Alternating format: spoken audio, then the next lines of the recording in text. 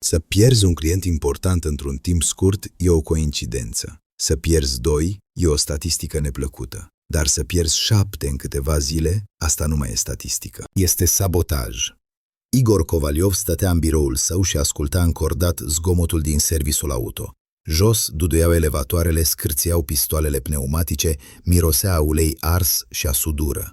Treaba mergea, mecanismul se învârtea, dar Igor știa, asta e doar inerție. Combustibilul a fost tăiat, iar oprirea e doar o chestiune de timp. Lista companiilor care plecaseră se afla în fața lui ca o sentință. Parcul de taxiuri Vector, firma de logistică Magistrala, Gruzovici Cofe, clienți de încredere verificați pe care se baza salariul oamenilor, au rupt contractele brusc, toți odată. Telefonul a sunat. Pe ecran a apărut numele Petrovici, parcul de taxiuri Vector.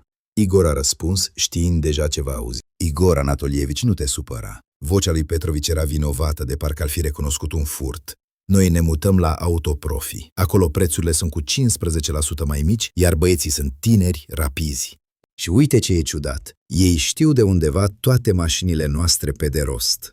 Rulajul, datele inspecțiilor tehnice, ce Skoda mănâncă ulei, la ce Logan bate suspensia, de parcă ar avea fișa noastră tehnică pe masă. Ei ne-au oferit reducere din start. Ne-au făcut deja programarea. Scuze, omule, nimic personal. Am înțeles. Igor a strâns telefonul atât de tare încât i s-au albit monturile degetelor. Baftă vouă. A închis. Al 7-lea în 2 săptămâni. A deschis fișierul cu calcule și s-a uitat la cifrele pierderilor, aproximativ 250.000 de ruble pe lună. Nu e mortal pentru un serviciu cu 12 boxe și 18 mecanici, dar doare. Și cel mai important, e frustrant.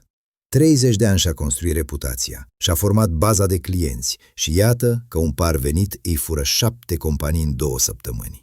Autoprofi. Igor a tastat numele în motorul de căutare și a deschis site-ul concurentului. Adresa, telefonul, lista de servicii, totul standard. Apoi a derulat în jos până la secțiunea Despre noi și a văzut fotografia proprietarului, Denis Samoilov. Același Denis pe care l-a concediat acum o lună pentru beție și grosolănie față de clienți. Igor s-a lăsat pe spătarul fotoliului și a închis ochii. Și-a amintit cum Denis a plecat cu scandal, a trântit legitimația pe masă și a urlat. O să vă arăt eu unde iernează racii, o să regretați. Atunci Igor a dat din mână ale hamite. Bețivii amenință mereu. Dar acum a înțeles, nu a fost o amenințare, a fost un plan. S-a ridicat și s-a dus la fereastră. Jos, pe teritoriul stației, mecanicii lucrau la mașini. Cineva schimba plăcuțele de frână, altcineva făcea o diagnoză, o zi de lucru obișnuită. Dar în interiorul lui Igor totul îngheța. Dacă Denis știe despre kilometraj, inspecții, particularitățile fiecărei mașini, înseamnă că are baza de clienți. Iar baza era stocată pe server. Acces aveau doar 3 persoane. El însuși, soția sa Svetlana și Denis, cât timp a lucrat ca manager. Igor s-a întors la birou și a deschis laptopul. E timpul să sape. Programul 1C Service Auto s-a încărcat cu logo-ul obișnuit. Igor a dat click pe tabul Administrare, apoi pe Jurnal Acces. A apărut un tabel, data, ora, numele utilizatorului, acțiunea.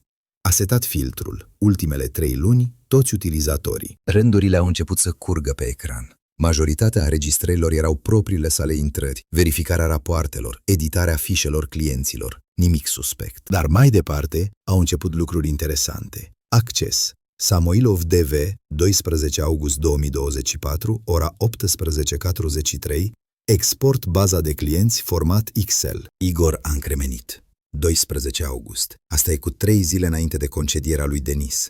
Înseamnă că el se pregătea din timp să plece. A copiat baza pe un stick, iar apoi a provocat liniștit scandalul ca să fie concediat. Frumos.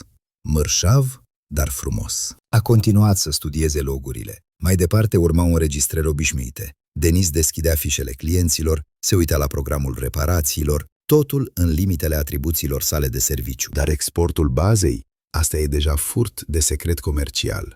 Articolul 183 din Codul Penal, dacă nu-l înșală memoria. Igor a luat telefonul și a format numărul avocatului. Vyacheslav Borisovici? Salut!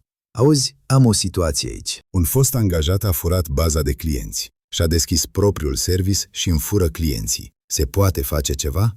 Avocatul a tăcut puțin, apoi a răspuns pe un ton calm de afaceri. Igor Anatolievici, dacă aveți dovezi ale furtului, loguri de acces, martori, se poate depune o plângere civilă pentru recuperarea daunelor, penală, conform articolului 183, obținerea ilegală a secretului comercial. Dar țineți cont, va trebui să dovediți dumneavoastră. E nevoie de expertiză, declarații, documente despre daunele materiale.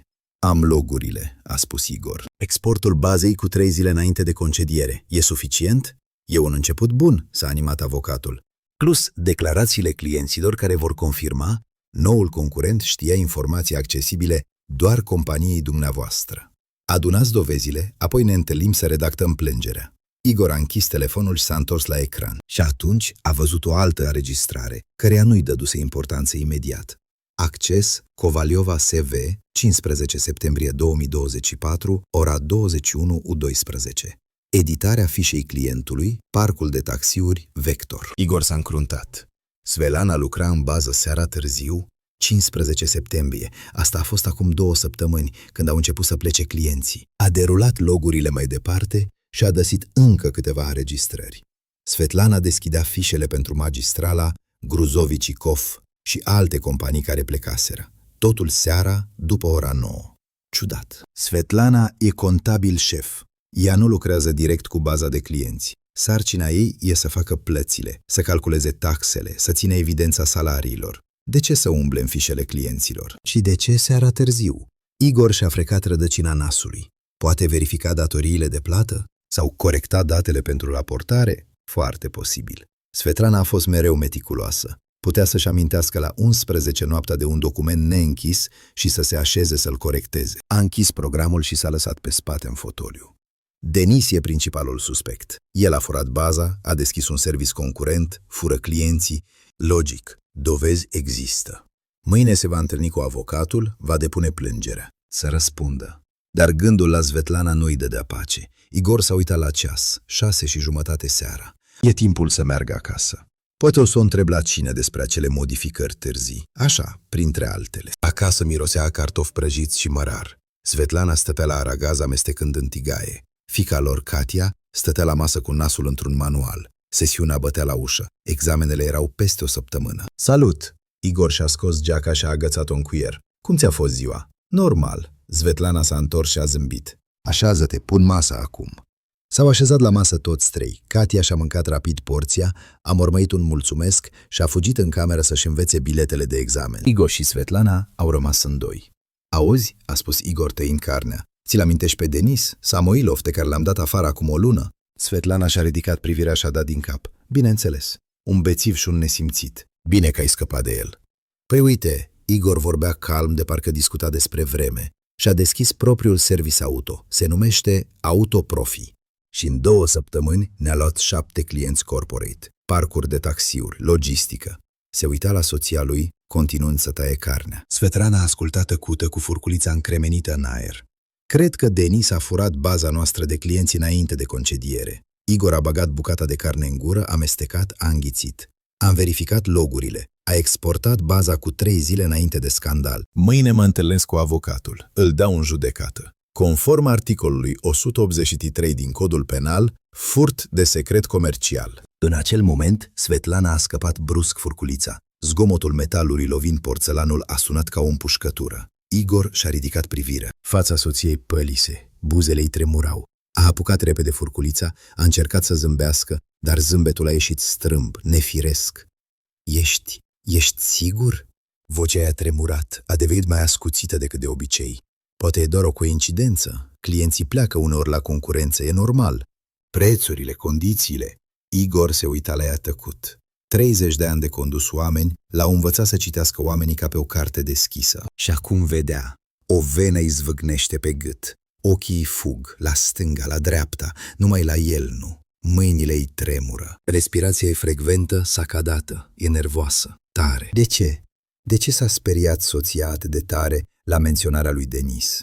El continua să taie carnea în tăcere, dar creierul îi lucra la capacitate maximă. Svetlana nu-l putea suferi pe Denis, mereu spunea, bețivul ăsta ne face stația de râs, dă-l afară. Iar acum îl apără, vorbește despre coincidență, îl roagă să nu-l dea în judecată. Ciudat, foarte ciudat. Ei, om vedea. Igor a ridicat din numeri, prefăcându-se că nu i-a observat reacția. Dovezi sunt logurile de acces. Avocatul a spus că e o bază bună pentru proces. Cred că Denis va plăti cu bani grei. Să acopere pierderile. Svetlana s-a ridicat brusc. Scaunul a scârțit pe podea. Eu mă duc să spăl vasele. Și-a înhățat farfuria și a dus-o la chiuvetă. Mâinile îi tremurau încă. Farfuria s-a lovit zgomotos de marginea chiuvetei. Igor a terminat carnea și s-a ridicat de la masă. Și-a sărutat soția pe creștet. Mă duc la duș, apoi mă uit la știri. Ea a dat din cap fără să se întoarcă. Stătea deasupra chiuvetei, freca farfuria cu buretele prea mult timp, prea sârguincios. Igor s-a dus în dormitor și a închis ușa. S-a așezat pe pat. În interior, totul înghețase. Nu înțelegea ce se întâmplă, dar instinctul, acel instinct care l-a ajutat timp de 30 de ani să evite partenerii răi și angajații necurați la mână, îi urla. Ceva nu e în regulă.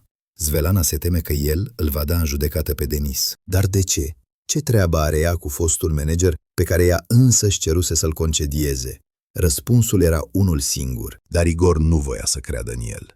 Ora 2 noaptea. Igor stătea întins în întuneric privind în tavan. Lângă el, Svetlana se foia și ofta. A auzit-o cum ia telefonul, se uită la ecran, o lumină albastră stinsă a licărit în întuneric. Au trecut 15 minute. Svetlana s-a ridicat încet și-a pus halatul și a ieșit din dormitor. Nu a închis ușa bine. A rămas o crăpătură. Igor a auzit pași ușor spre bucătărie. A așteptat 30 de secunde. S-a ridicat, s-a apropiat de sculț de ușă, a deschis-o puțin mai larg și a ciulit urechile. Vocea Svetlanei, înnăbușită nervoasă: "Ți-am spus să nu te atingi de parcurile de taxiuri imediat. Igor o să suspecteze. Nu, încă nu știe despre noi. Denis, calmează-te. Dacă începe să sape mai adânc, va găsi totul. Da, șterg logurile mâine când el pleacă la întâlnire. Bine, ne vedem poimine. Doar nu mă mai suna pe numărul ăsta. O să cumpăr o cartelă nouă. Da, și eu te iubesc." Pa, liniște. Apoi, pași înapoi. Igor s-a întors rapid în pat și a închis ochii. Inima îi bătea atât de tare încât părea că se aude în tot apartamentul. Svetlana s-a culcat lângă el și s-a învelit cu plapuma. Respira greu, des.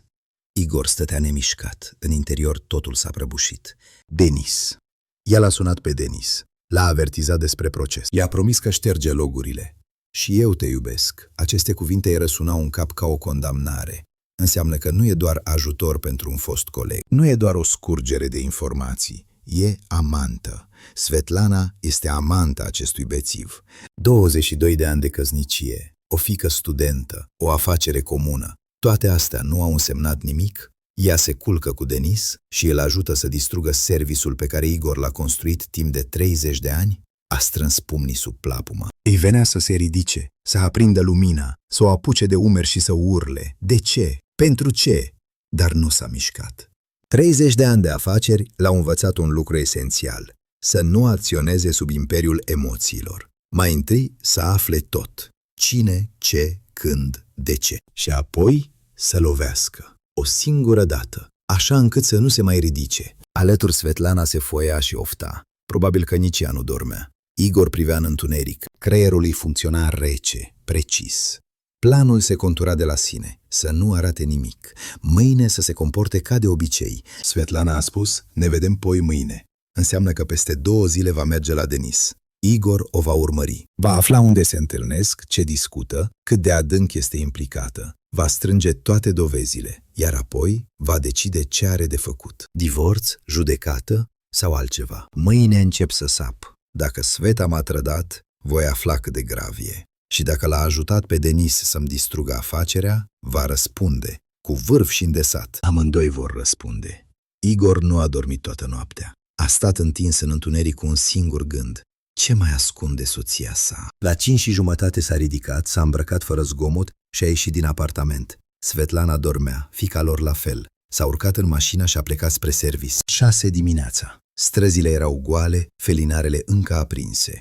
Igor a parcat lângă birou, a descuiat ușa. Înăuntru era liniște. Mecanicii vin abia la 8, Svetlana la 9. Are 3 ore. A intrat în biroul soției și a închis ușa. A pornit calculatorul.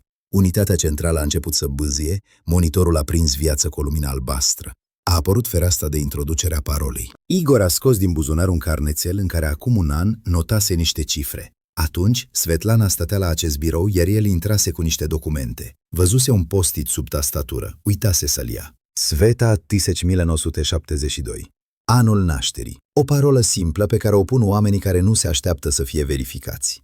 A introdus caracterele. A apăsat Enter, ecranul s-a încărcat. Desktopul. Iconițe de programe, un folder cu documente, o fotografie de familie ca fundal. El cu fiica lor la țară acum 3 ani. Igor a deschis programul 1C Contabilitate 8.3. Încărcarea a durat 1 minut. A apărut meniul principal. A dat click pe secțiunea Cheltuieli, apoi pe subsecțiunea Contracte cu furnizorii. A setat filtrul. Ultimele 6 luni. Tabelul s-a actualizat. Rândurile au început să curgă în jos. Chiria spațiului, salariile angajaților, achiziția de piese de la furnizori, plățile la utilități, taxele. Totul cunoscut, totul curat. Igor a derulat mai departe și a încremenit. Un rând la mijloc. Servicii de consultanță. PFA Samoilov Denis Valerievici. Suma 85.000 de ruble în 3 luni. Detaliat. Câte 25-30.000 lunar. A dat dublu click. S-a deschis fișa contractului. Scanarea documentului pe 2 pagini. Igor citea încet, analizând fiecare cuvânt. Contractul numărul 06 DS din 12 ianuarie 2024. Beneficiar SRL Avtograd. Prestator PFA Samoilov DV. Obiectul contractului, prestarea serviciilor de consultanță pentru optimizarea proceselor de afaceri și creșterea loialității clienților. Data, acum 8 luni. Semnătura, Kovaliova Sveta Valerievna, contabil șef. Ștampila servisului, originală. Igor s-a lăsat pe spătarul scaunului. Creierul îi lucra rece, clar. Denis Samoilov nu s-a ocupat niciodată de consultanță. El a fost manager, prelua comenzile clienților, completa fișele de reparații, controla termenele de execuție, atât. Nu a optimizat niciun proces, nu a crescut nicio loialitate. E un contract fictiv, consultantul naibii. Singurul lucru în care Denis putea oferi consultanță era cum să amestece vodka cu berea fără să vomite până la prânz. Iar acum, el, vezi, Doamne, optimizează procese de afaceri. Svetlana a scos 85.000 de ruble din bugetul servisului și a dat lui Denis, pur și simplu, sub paravanul unor servicii. A deschis tabul Ordine de plată. A găsit 3 tranzacții, februarie, martie, aprilie. Beneficiar, Samoilov DV, Card Sberbank, ultimele 4 cifre, 7309. Banii plecau exact pe data de 1 a fiecărei luni. Ultima plată, 4 aprilie. Cu 2 săptămâni înainte ca Igor să-l concedieze pe Denis pentru beție. Igor a strâns pumnii. Svetlana fura banii afacerii lui. 8 luni la rând. De ce? De ce a dat lui Denis? Răspunsul era evident, dar Igor nu voia să creadă în el. A închis contabilitatea și s-a uitat la ceas. 6:40. Mai are timp destul. Trebuie să sape mai adânc. Igor a deschis browserul. A introdus adresa poștei corporative mail.avtograd.ru. Pagina s-a încărcat. Câmpul de logare. Login. S. Coptă Kovaliova, apte, avtograd.ru. Parola. Igor a tastat aceleași caractere. Sveta Totuzanunioțe 72. Butonul intră. Ecranul a clipit. S-a încărcat căsuța de e-mail. Folderul primite, 243 de mesaje. Igor a deschis câteva la întâmplare. Furnizor de piese, clienți cu întrebări, notificări de la fisc, corespondență de afaceri. Nimic ciudat. Apoi, privirea a căzut pe panoul lateral. Foldere. Primite, trimise, ciorne, spam. Și încă unul, jos. Personal. Igor a dat click. Folderul s-a deschis.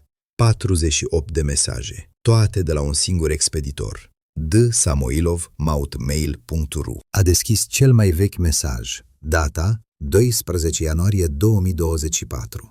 Acum 8 luni. De la Denis Samoilov. Subiect: mulțumesc. Sveta, mulțumesc pentru ajutorul cu contractul. Ești o minune. Fără tine nu m-aș fi descurcat. Îți promit, totul va fi cinstit. Nu vei regreta. Răspunsul Svetlanei. Denis, n-ai pentru ce. Mă bucur să ajut. Important e să nu ne bagi în belele. Igor nu trebuie să afle. Igor citea mai departe. Mesajele veneau o dată pe săptămână la început, apoi mai des, de 2-3 ori. Tonul se schimba de la oficial la confidențial, apoi la intim. Martie, 3 luni mai târziu. Denisică, Cred în tine, vei reuși să-ți deschizi propria afacere. Iar eu te voi ajuta. Împreună vom construi ceva mare. Meriți ceva mai bun. Svetic, ești regina mea. Igor nu te apreciază. El vede doar mașini, piulițe, motoare. Dar eu te văd pe tine, cea adevărată, deșteaptă, frumoasă. Igor a strâns din dinți, mâinile i s-au răcit. S-a forțat să citească mai departe. Aprilie, mi-e dor de tine. Când ne vedem? Aseară. Igor e pe șantier până la 10. Verifică boxa 9. Vino pe la 8. Te aștept. Mai. Sveta, suntem pe drumul cel bun. Am găsit un spațiu pentru service. 6 boxe, locație bună. Îmi trebuie 300.000 pentru chirie și reparații. Mă ajuți? Denis, o să mă gândesc. Sunt mulți bani, dar dacă ești sigur, riscăm. Iunie. Suntem aproape de țintă. Încă vreo 2 clienți mari și vom putea deschide a doua filială Autoprofi. Să ne extindem în alt cartier. Ești îngerul meu. Fără tine n-ar fi ieșit nimic. Ultimul mesaj, acum o săptămână. Denis, ai grijă cu parcurile de taxiuri. Igor va observa o plecare prea rapidă. Hai să luăm o pauză o lună, apoi reîncepem. Sveta, nu te teme. El nu înțelege nimic. Doar ai văzut. Nici măcar nu a verificat logurile cum trebuie. Am câștigat deja. În curând voi câștiga atât de mult încât vom putea pleca oriunde vrei tu. Fie în Soci, fie în străinătate. Igor a închis e-mailul. A stat nemișcat. 5 minute. 10. Se uita în ecranul gol. Svetlana. 22 de ani de căsnicie. Fiica lor, Katia.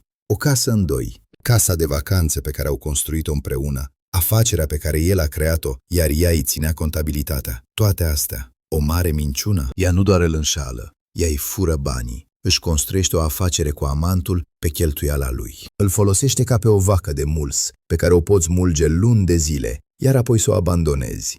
Mâinile au început să-i tremure. Igor a strâns pumnii, unghiile i s-au înfipt în palme. Îi venea să se ridice, să spargă monitorul, să meargă acasă, să dea buzna în dormitor, să o scuture până îi clănțăne dinții și să urle. De ce? Pentru ce? Dar nu s-a mișcat. Respira adânc, rar, 3 inspirații. 4, 5, nu. Emoțiile înseamnă înfrângere. 30 de ani de afaceri l-au învățat un lucru esențial. Impulsul ucide, logica învinge. Calculul rece e mai puternic decât furia. Igor a deschis agenda și a scos un pix. A început să noteze. Avea în față 2 variante, ca o bifurcație de drum. Varianta 1, să acționeze acum, să facă scandal, să-și dea soția afară din casă, să-l dea pe Denis în judecată pentru furt de secret comercial. Divorț prin avocat. Avantaje: rapid, drept, cinstit. Dezavantaje: Svetlana și Denis vor ascunde urmele. Vor transfera banii în alte conturi, vor angaja avocați buni. Ea va câștiga în instanță jumătate din service, jumătate din casă, jumătate din casa de vacanță, conform legii, bunuri comune. El va pierde ceea ce a construit timp de 30 de ani. Varianta 2, să tacă, să se prefacă că nu știe nimic, iar el să pregătească o capcană, în liniște, metodic, fără grab. Avantaje: timp de pregătire, poate să mute activele astfel încât ea să nu primească nimic, să strângă dovezi de beton, fotografii, înregistrări, documente, să lovească astfel încât amândoi să nu se mai ridice, nici Svetlana, nici Denis.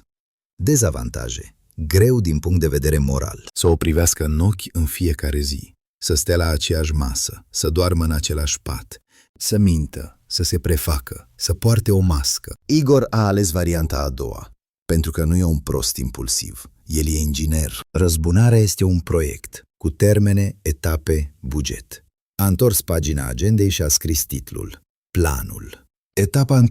Mutarea activelor.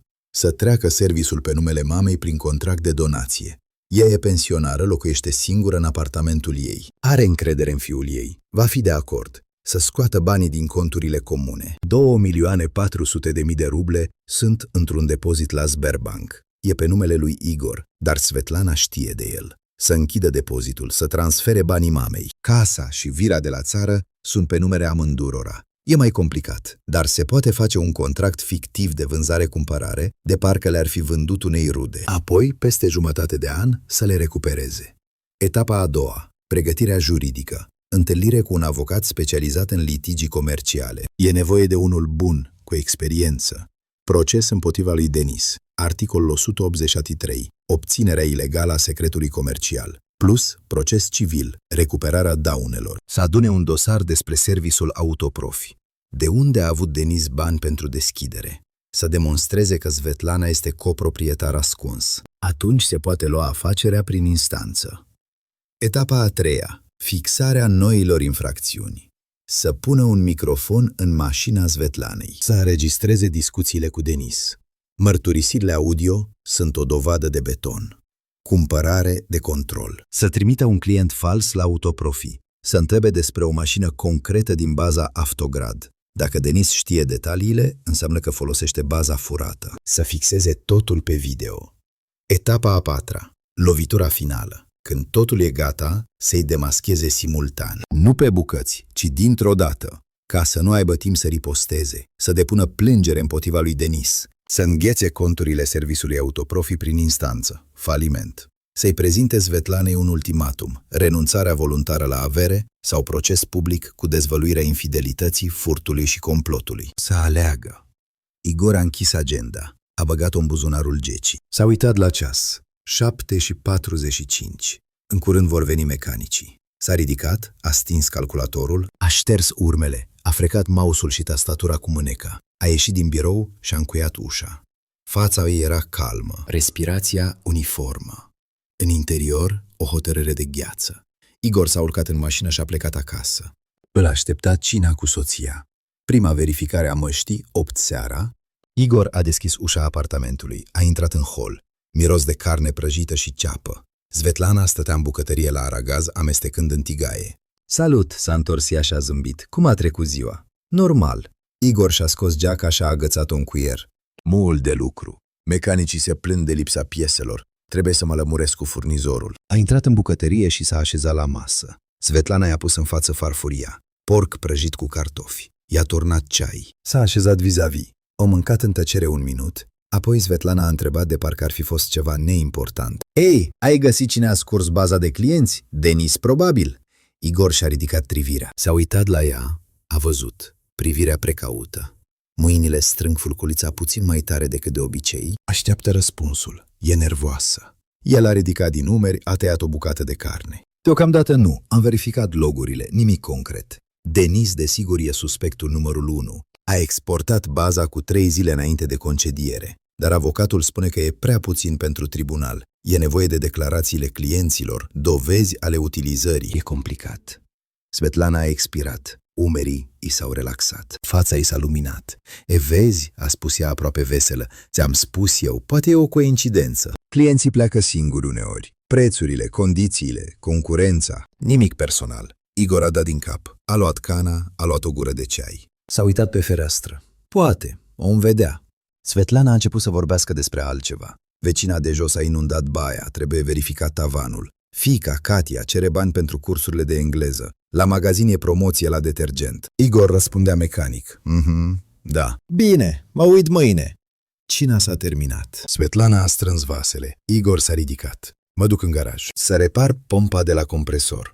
Mecanicii s-au plâns că scade presiunea. Du-te, Svetlana a încuvințat. Eu mă uit la televizor. Igor a ieșit din apartament, a coborât, a deschis ușa garajului, a aprins lumina. S-a așezat pe taburet lângă bancul de lucru. Liniște. Doar zumzetul frigiderului din colț. Stătea nemișcat. Mâinile îi odihneau pe genunchi. Respira adânc. Să se abțină era tot mai greu. La cină se uita la Svetlana. Această mână i-a furat banii timp de 8 luni. Aceste buze l-au sărutat pe Denis. Acești ochi se uitau la el și mințeau în fiecare zi. Și astăzi a mințit din nou.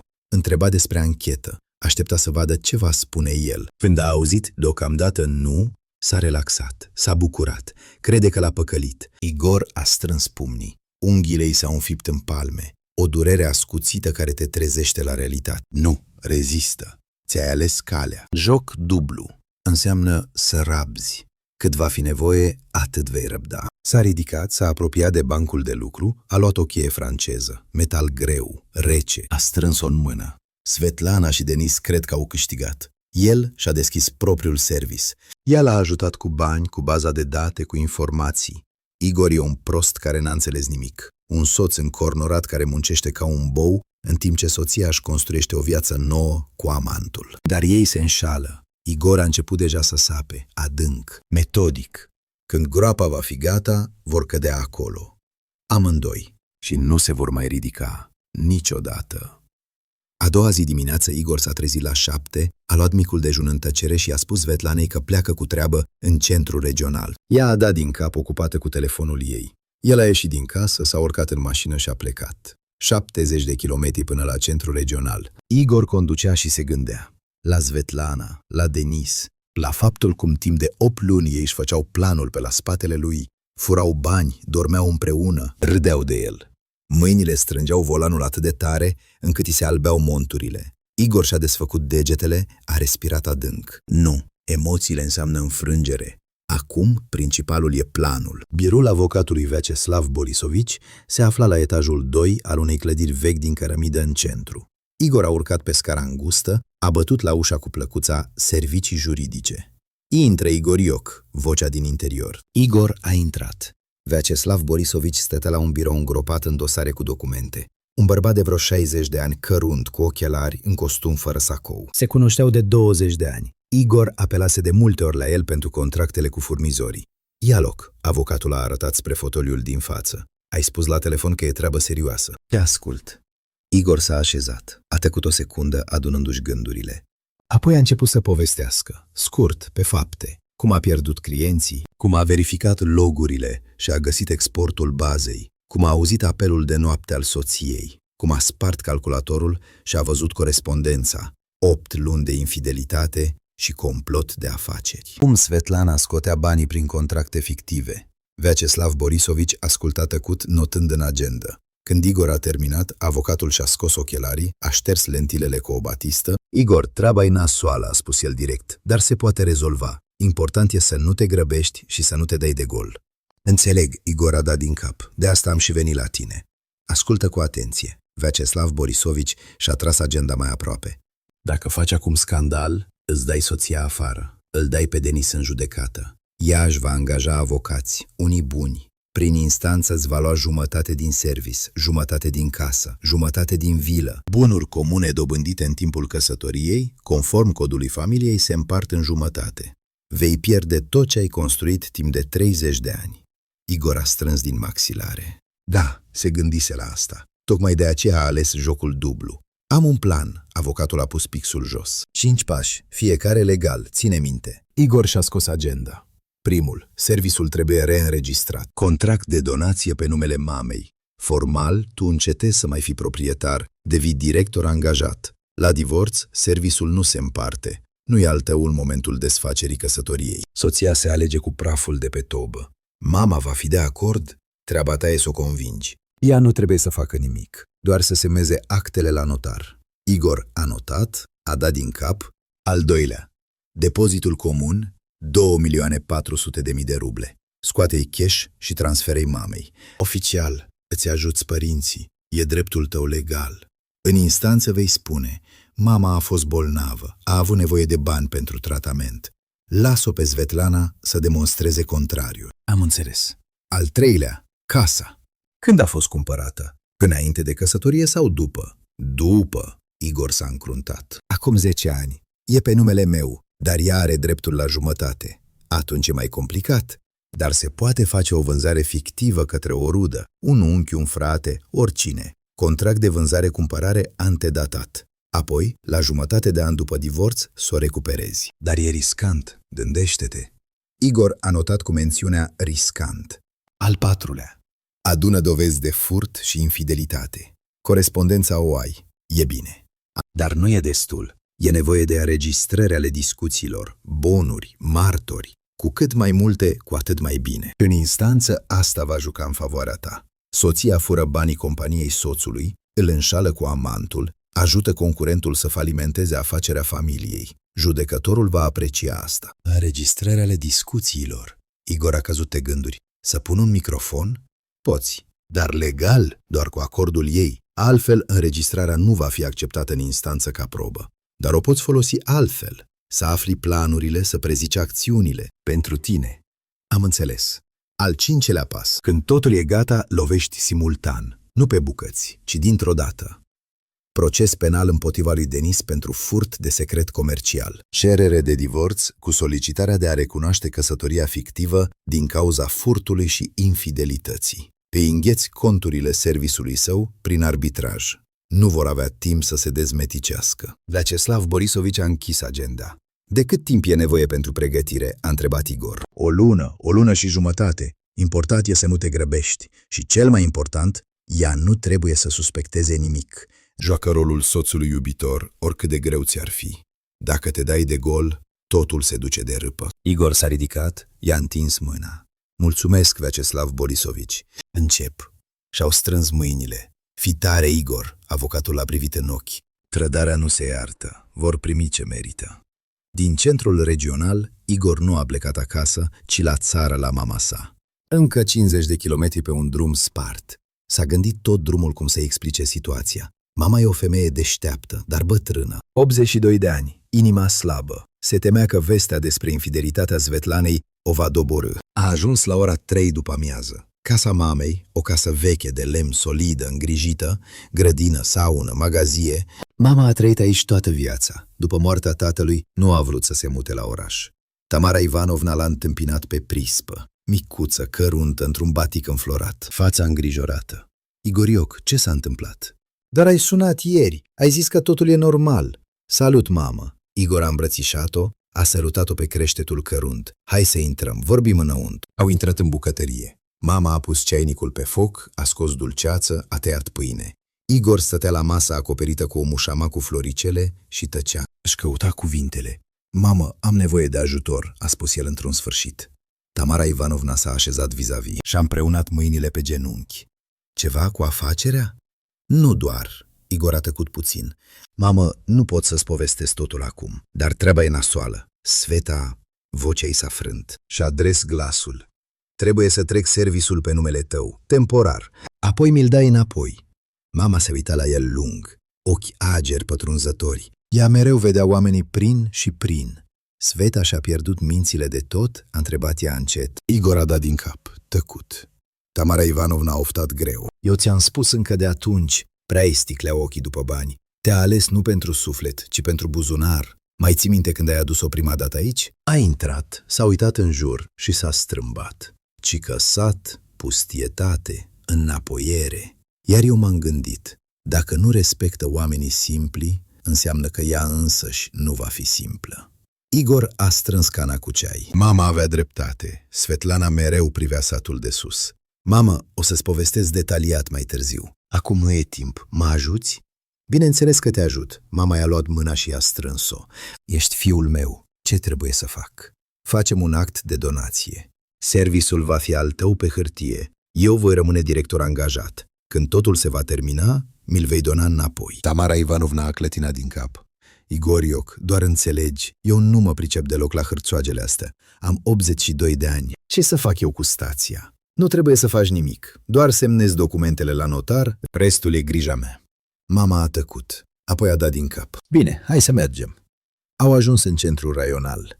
Biroul notarial se afla la etajul 2 al unei clădiri vechi din cărămidă, lângă administrație. Igor a ajutat-o pe mama sa să urce scările. O dureau genunchii, treptele îi erau grele. Notarul, o femeie de vreo 50 de ani plinuță, într-un costum strict, i-a întâmpinat în birou. Igor i-a explicat esența problemei. E nevoie de un contract de donație a unei organizații comerciale. Notarul a dat din cap, a deschis programul pe calculator. Pașapoartele, a spus ea. Igor și mama i-au întins documentele. Notarul a transcris datele, a tipărit textul contractului, imprimanta a foșnit filele. Tamara Ivanovna, notarul s-a întors către mamă.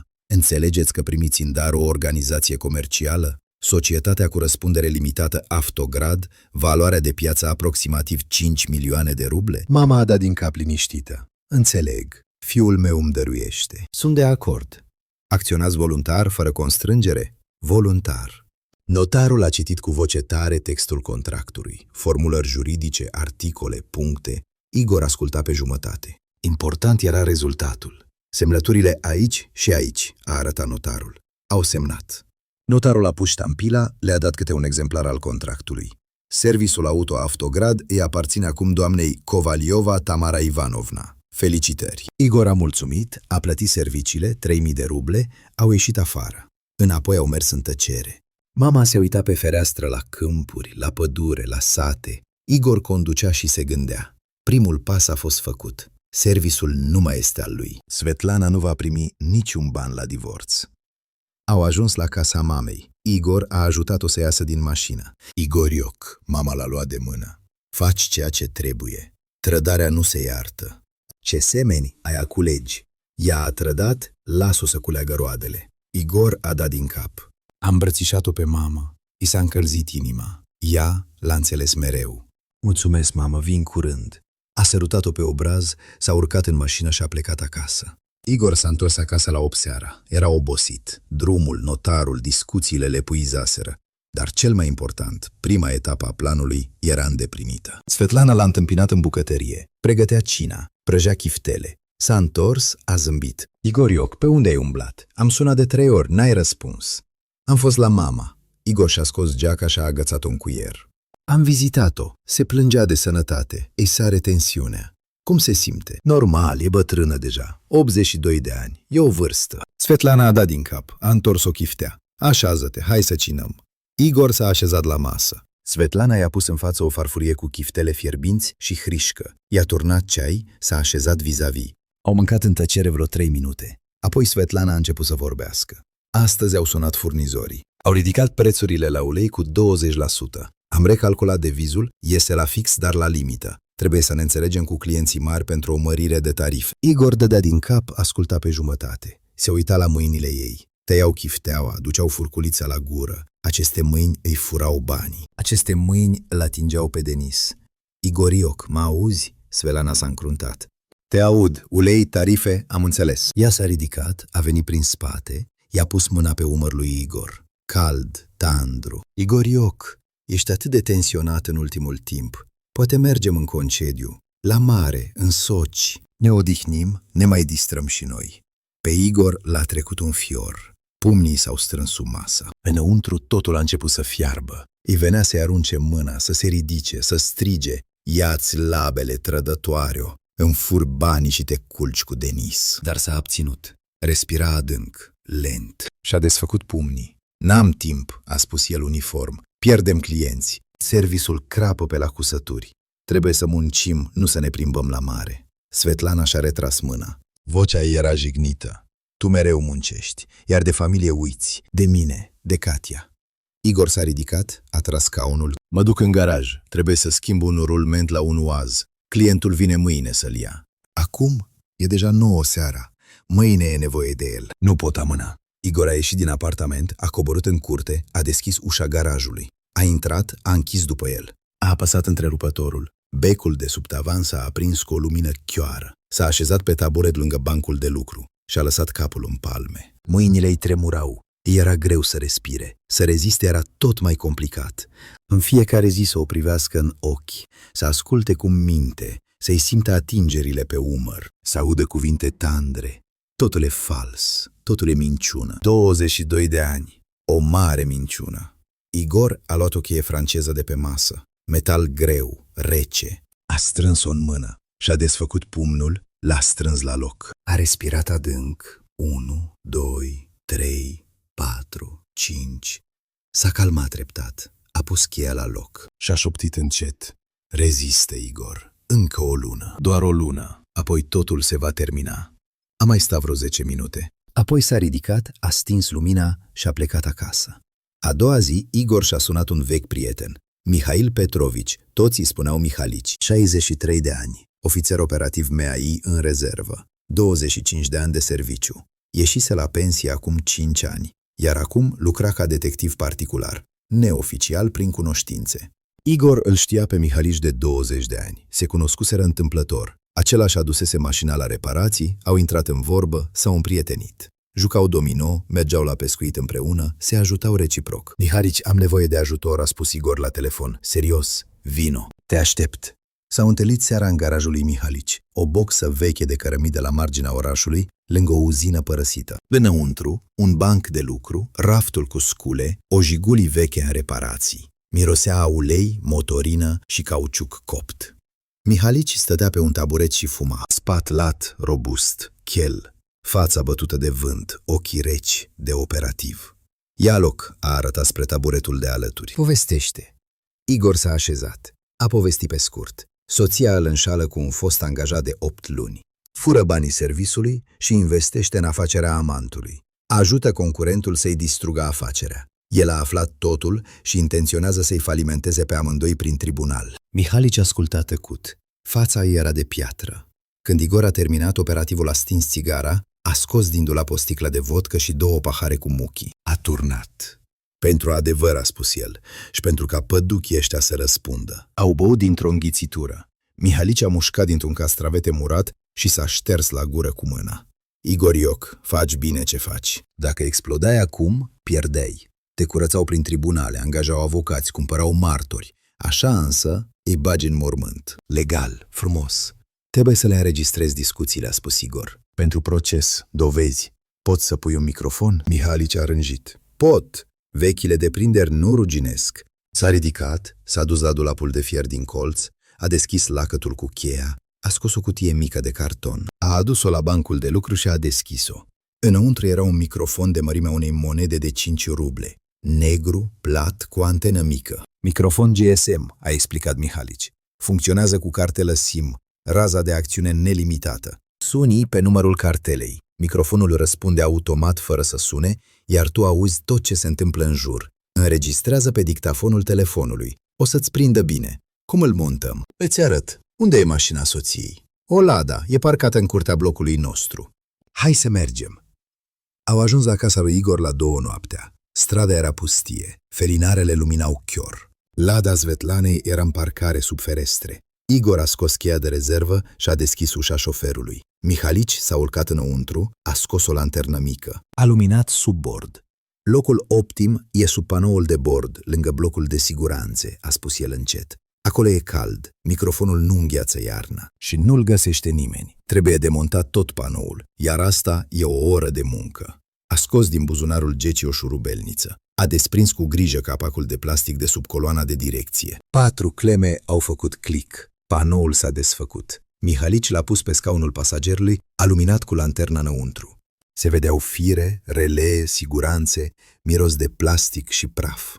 Uite aici, Mihalici a băgat mâna adânc, a pipăit peretele metalic, a scos microfonul, a dezlipit folia de protecție de pe banda dublo-adezivă de pe spate, l-a presat pe metal, banda s-a lipit zdravăn. Alimentare autonomă, plus rezervă de la rețeaua de bord, a mormăit el, ascunzând cu dibăcie dispozitivul în măruntaiele bordului.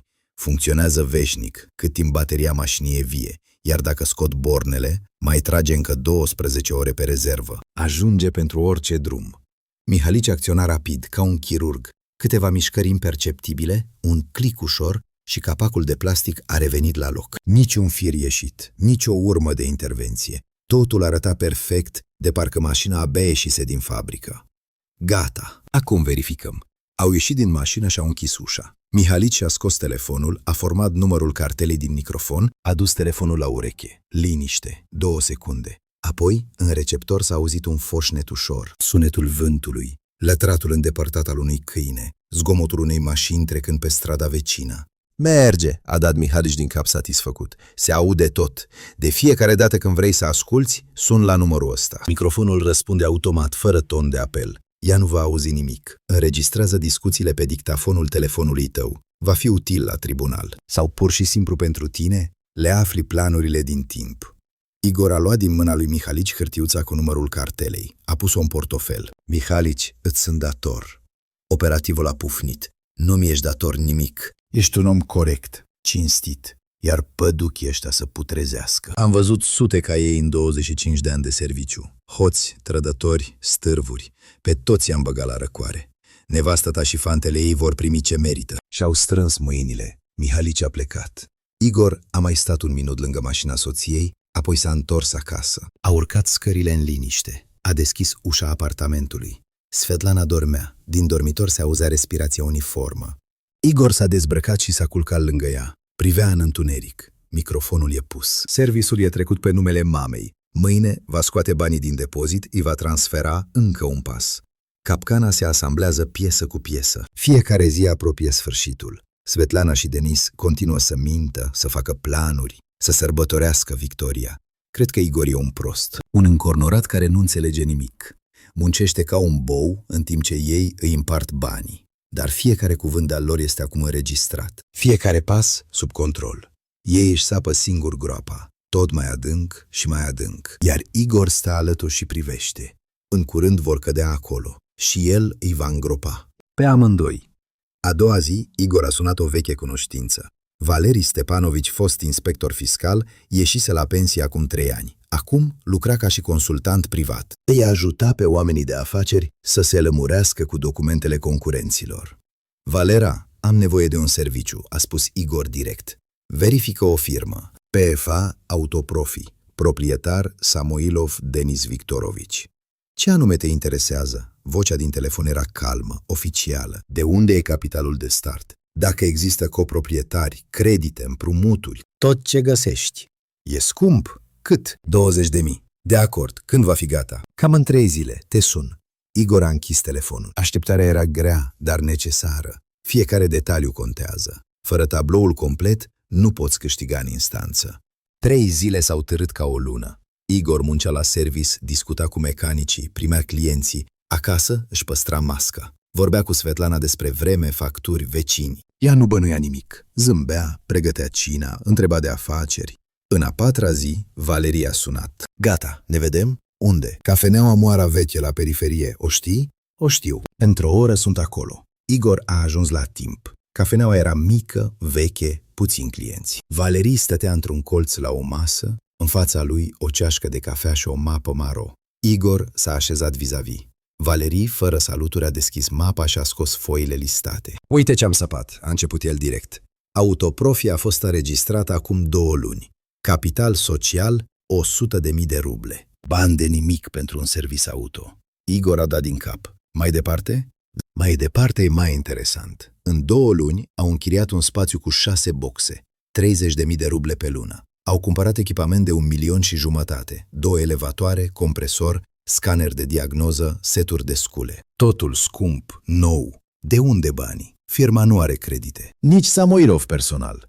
Igor s-a încruntat. Înseamnă că a investit cineva? Exact, Valeria a întors pagina.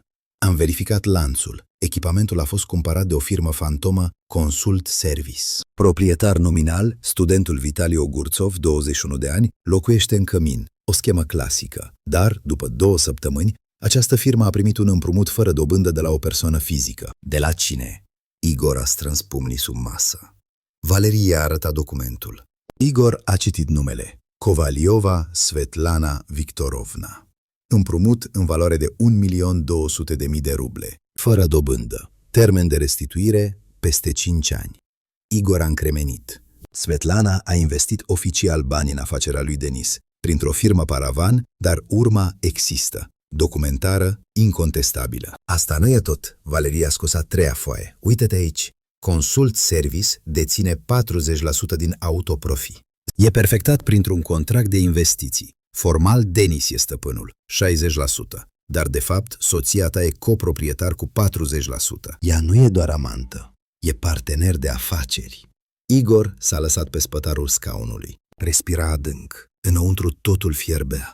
Nu e doar infidelitate, nu e doar furtul banilor lui. Ei construiesc un imperiu, pe banii lui, pe spinarea lui, în timp ce el trage ca un bou. Mulțumesc, Valera. Igor a scos plicul cu bani și l-a pus pe masă. Lasă-mi actele. Îmi trebuie pentru tribunal. Valeria a dat din cap, a luat plicul. Baftă, așa gunoaie trebuie strivite. Și-au strâns mâinile. Igor a luat mapa, a ieșit din cafenea și s-a urcat în mașină.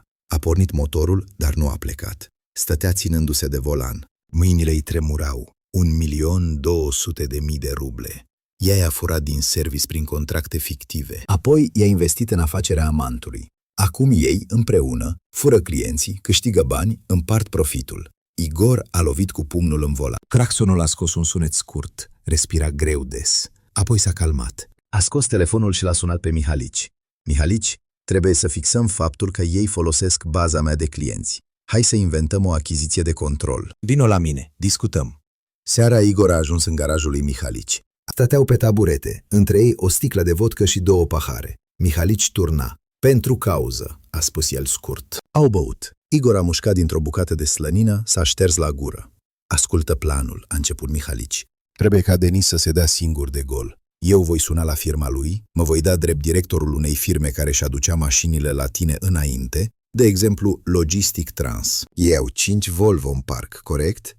Igor a dat din cap. Corect. Au venit la mine 4 ani. Știu fiecare mașină de-a lor pe de rost. Rulajul, particularitățile, datele inspecțiilor tehnice. Tocmai, a rânjit Mihalici. Eu o să sun, o să zic, ci că am auzit că lucrați bine, vreau să fac mentenanța parcului la voi. Dacă Denis știe despre Volvo, kilometraj, defecte, datele reparațiilor, înseamnă că folosește baza ta. Altfel, de unde să știe detaliile unor mașini pe care nu le-a văzut niciodată? Asta e dovadă de beton pentru tribunal. Și cum fixăm? Înregistrez apelul pe dictafon, apoi mă duc la el personal, îi cer să-mi arate fișa de evidență a clientului. Voi filma cu o cameră ascunsă, uite aici, Mihalici s-a bătut peste buzunarul de la piept al Gecii. Nasture cu cameră. Calitatea video e normală, vedem tot. Igor a dat din cap. Hai, când? Mâine dimineață sun. Poimâine mă duc la el, documentez totul. A doua zi dimineață, Mihalici l-a sunat pe Igor. Sunt gata, pornesc înregistrarea. Ascultă pe speaker. Igor stătea în biroul său de la stație. Ușa închisă, Mihalici a format numărul Autoprofi. Ton de apel. 1. 2. Au răspuns. Autoprofi vă ascult, vocea lui Denis. Igor l-a recunoscut imediat. Fostul manager, bețivul, trădătorul. Mihalici a început să vorbească cu un ușor accent ucrainean, schimbându-și vocea. Bună ziua, mă numesc Petrovici, sunt directorul companiei Logistic Trans. Am auzit de la cunoscuți că reparați bine camioanele. Aș vrea să lucrez cu dumneavoastră. Denis s-a animat. Vocea a devenit veselă, interesată. Oh, sigur, noi ne specializăm pe camioane. Ce parc aveți? 5 Volvo, cap tractor, seria F-Hack, din anii 2012-2014. Pauză. Igor asculta cu respirația tăiată. Inima îi bătea nebunește. Acum Denis fie va spune, veniți să vedem, fie... Volvo! Denis s-a dat de gol. Noi ne cunoaștem, parcă. Dumneavoastră sunteți... Aveți o mașină, parcă din 2012. Numărul de înmatriculare începe cu R. Așteptați, mă uit acum în bază. Mihalici s-a prefăcut surprins. De unde știți? Vorbim pentru prima dată. Denis a râs plin de sine. Păi noi studiem piața. Avem o abordare profesionistă pentru fiecare client. La dumneavoastră acolo mai trebuie schimbată cureaua de distribuție în curând. La 2 mașini, dacă nu mă înșală memoria. Și o mașină mănâncă ulei. Simeringurile de la supape. Igor a strâns pumnii. Exact. Volvo numărul 673 chiar mânca ulei. Asta era notat în fișa clientului din baza Avtograd. Mihalici continua să joace rolul. Nu pot să cred, sunteți chiar profesioniști. Bine, o să mă gândesc, mă sfătuiesc cu mecanicul. Pot să trec mâine pe la voi să văd serviciul? Sigur, veniți oricând, vă trimite adresa prin SMS. Excelent. Pe mâine. Mihalici a închis. S-a uitat la Igor prin apelul video. Te-am prins, șobolanule. Știe detaliile mașinilor pe care nu le-a reparat niciodată. Putea să afle doar din baza ta. Igor a dat din cap tăcut. I se pusese un nod în gât. Mâinile îi tremurau.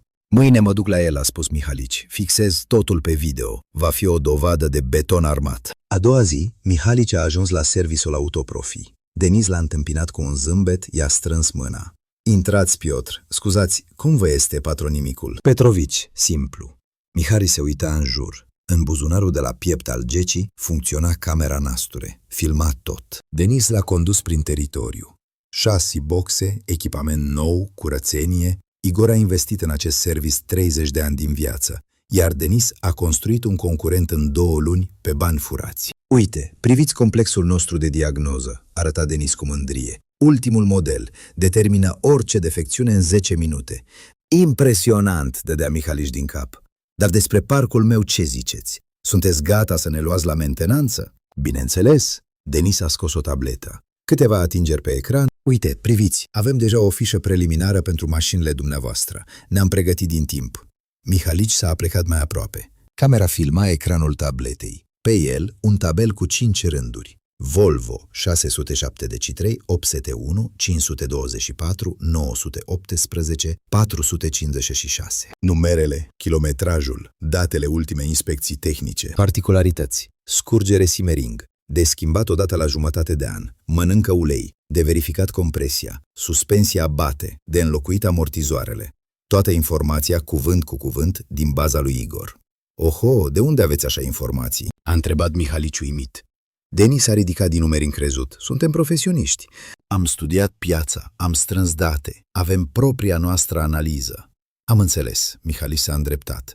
Impresionant. Bine, mă mai gândesc vreo 2 zile și vă sun. Bine, aștept telefonul. S-au despărțit. Mihalici a ieșit, s-a urcat în mașină, s-a îndepărtat un cartier. A oprit, a stins camera. A scos telefonul, l-a sunat pe Igor. Am înregistrat tot. Dovadă de beton. Mi-a arătat fișa de evidență pe tabletă. Acolo e toată informația din baza ta. 1 la 1. Calitatea video e excelentă. În instanță va merge. Igor a tăcut vreo 10 secunde. Apoi a spus încet: mulțumesc, Mihalici. Ești un prieten. N-ai pentru ce. Gunoaiele astea trebuie strivite, că uite la el se plimbă țanțoși cu pieptul în față. De parcă n-ar fi deschis un serviciu din furat, ci ar fi cumpărat Tesla de la Elon Musk. Atât de important, strălucește ca pomul de Crăciun.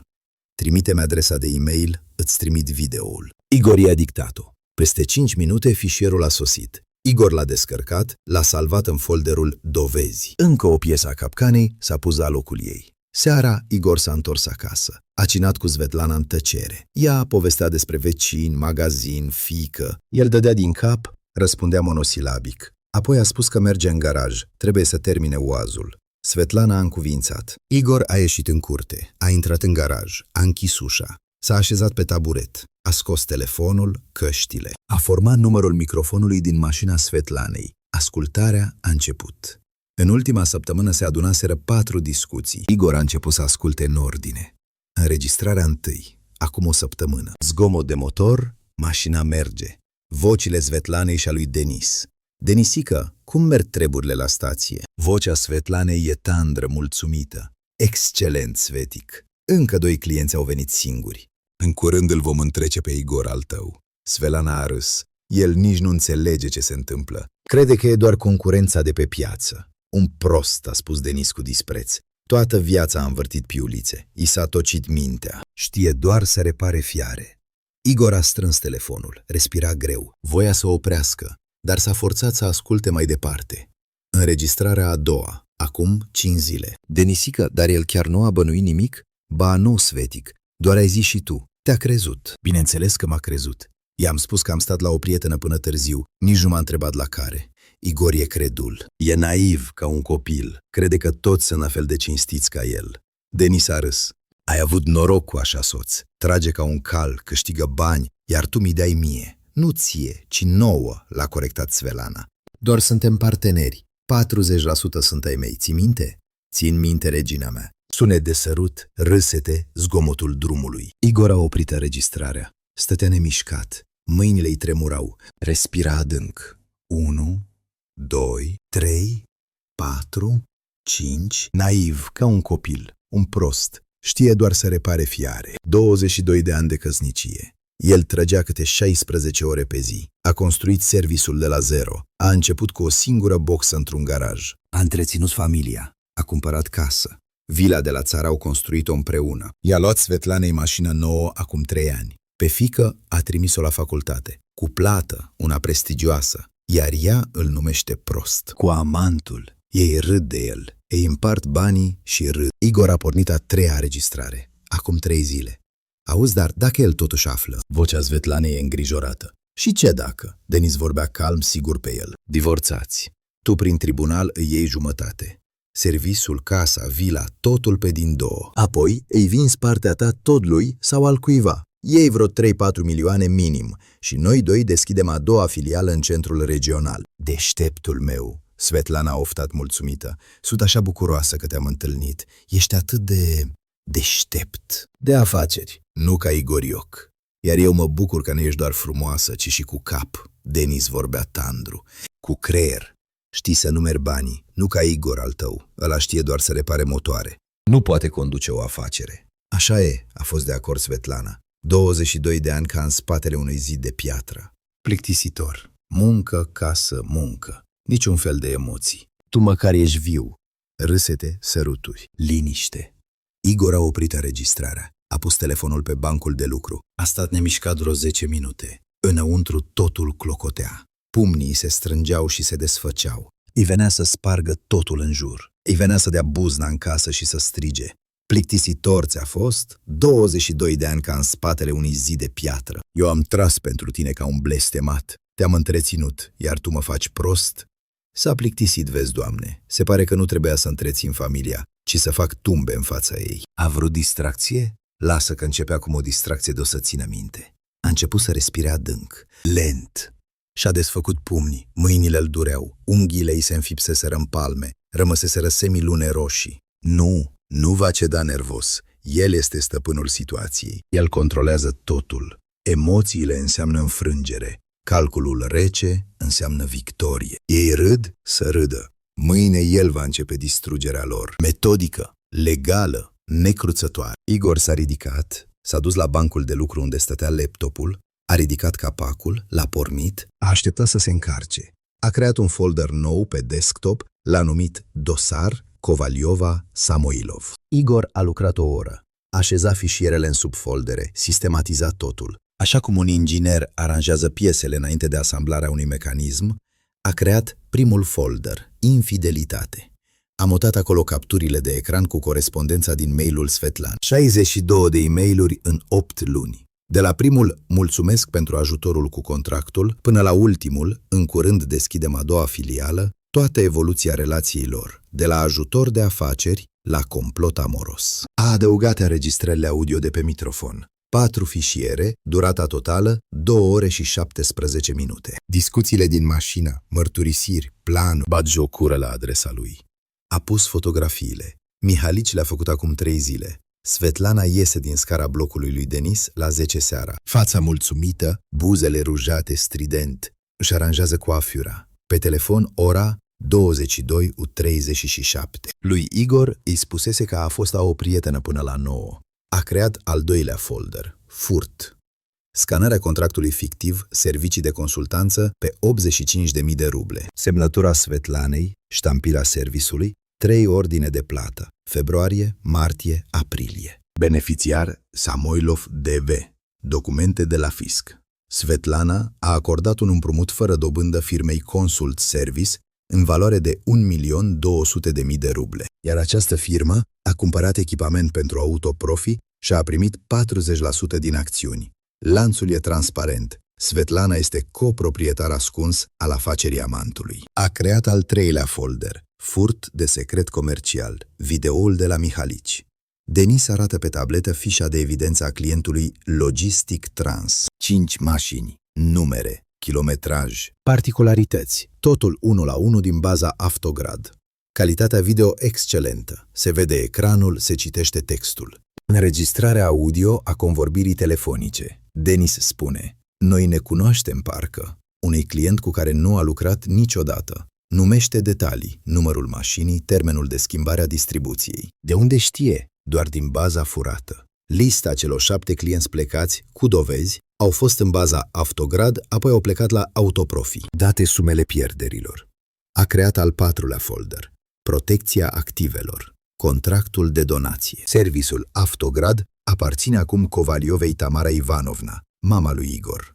La divorț, Svetlana nu va primi niciun ban din afacere. Adeverință de la bancă. 2.400.000 de ruble transferate din contul lui Igor în contul mamei. Destinația plății, ajutor pentru părinți. Banii comuni sunt salvați. Actele casei. Cumpărate cu un an înainte de căsătorie din banii lui Igor, nu e bun comun. Svetlana nu are drepturi asupra ei. Igor a închis ultimul folder. S-a uitat la ecran. Totul e la loc. Capcana e asamblată. Fiecare piesă verificată. Fiecare dovadă e incontestabilă. A scos agenda. A deschis o pagină curată. A scris titlul. Planul loviturii finale. A notat pas cu pas. Mâine, 8 decembrie, 9 dimineața, apel la avocatul Vyacheslav Borisovici. Predarea tuturor dovezilor. 10 dimineața, avocatul depune cererea la Tribunalul de Arbitraj împotriva lui Samoilov DV pentru furt de secret comercial, articolul 183, suma pretențiilor 3.200.000 de ruble, recuperarea daunelor, Solicitare de sechestru pe conturile PFA Autoprofi. Poi mâine, 9 decembrie. Seara, confruntare cu soția acasă. Prezentarea tuturor dovezilor. Corespondență, înregistrări audio, documente despre furt. Ultimatum. Fie renunțarea voluntară la avere și divorț de comun acord, fie dosar penal pentru delapidare și complot, plus rușine publică. Peste o săptămână, 15 decembrie, depunerea cererii de divorț la starea civilă. Solicitarea partajului. 0 ruble soției. Dovedită infidelitatea și furtul bunurilor soțului. Peste o lună, ianuarie.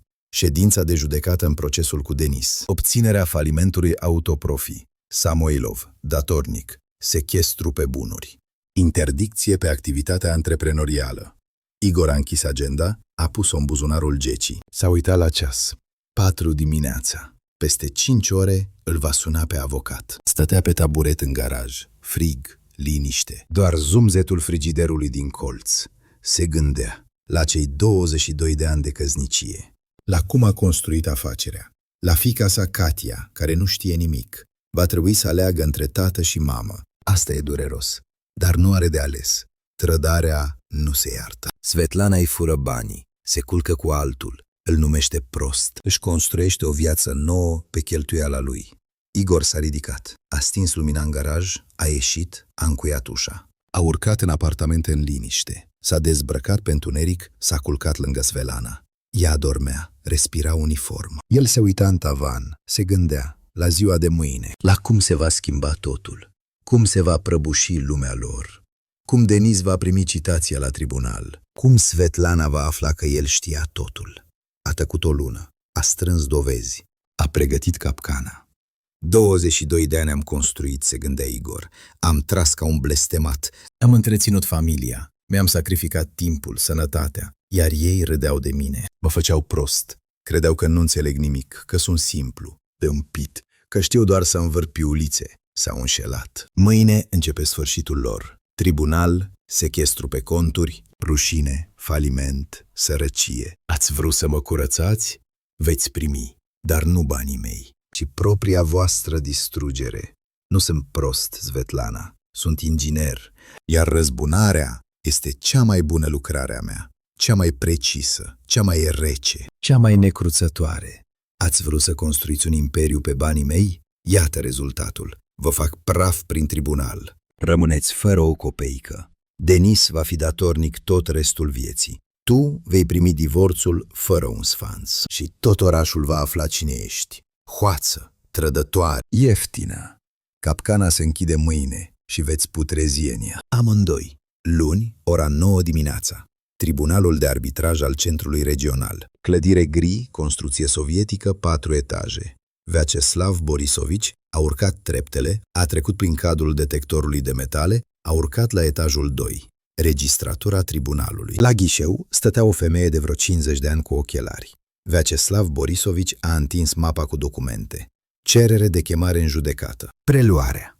Femeia a luat mapa, a deschis-o, a citit prima pagină. Cerere din partea SRL Avtograd, reprezentată de proprietarul Kovaliova Tamara Ivanovna, împotriva întreprinzătorului individual Samoilov Denis Victorovici, privind recuperarea daunelor cauzate de furtul secretului comercial. Suma pretențiilor, 3.200.000 de ruble, plus daune morale în valoare de 500.000 de ruble. Temeiurile? A întrebat ea răsfoind mai departe. Articolul 183 din Codul Penal. Obținerea și utilizarea ilegală a secretului comercial. Plus proces civil pentru recuperarea daunelor. Femeia a dat din cap. S-a uitat la anexe. 4 dosare cu dovezi stăteau stivă în fața ei. Înregistrarea video a achiziției de control. Vyacheslav Borisovici a arătat spre un disc. Părâtul demonstrează o fișă de client cu informații din baza de date a reclamantului. Toată informația este confidențială. Rulajul mașinilor, datele reviziilor tehnice, particularitățile de exploatare. Înregistrarea audio a convorbirii telefonice. A arătat al doilea disc. Părâtul comunică unui potențial client detalii pe care nu avea cum să le știe. Singura sursă de informație. Baza furată a reclamantului. Lista clienților care au trecut la părât. O listare pe 3 foi. 7 companii în 2 luni. Dovada utilizării bazei pentru racolare. Logurile de acces la server. Încă o listare. Părâtul a descărcat baza de clienți cu 3 zile înainte de concediere. Exportul de date este fixat de sistem. Femeia cu ochelari nota totul. S-a uitat la Vyacheslav Borisovici.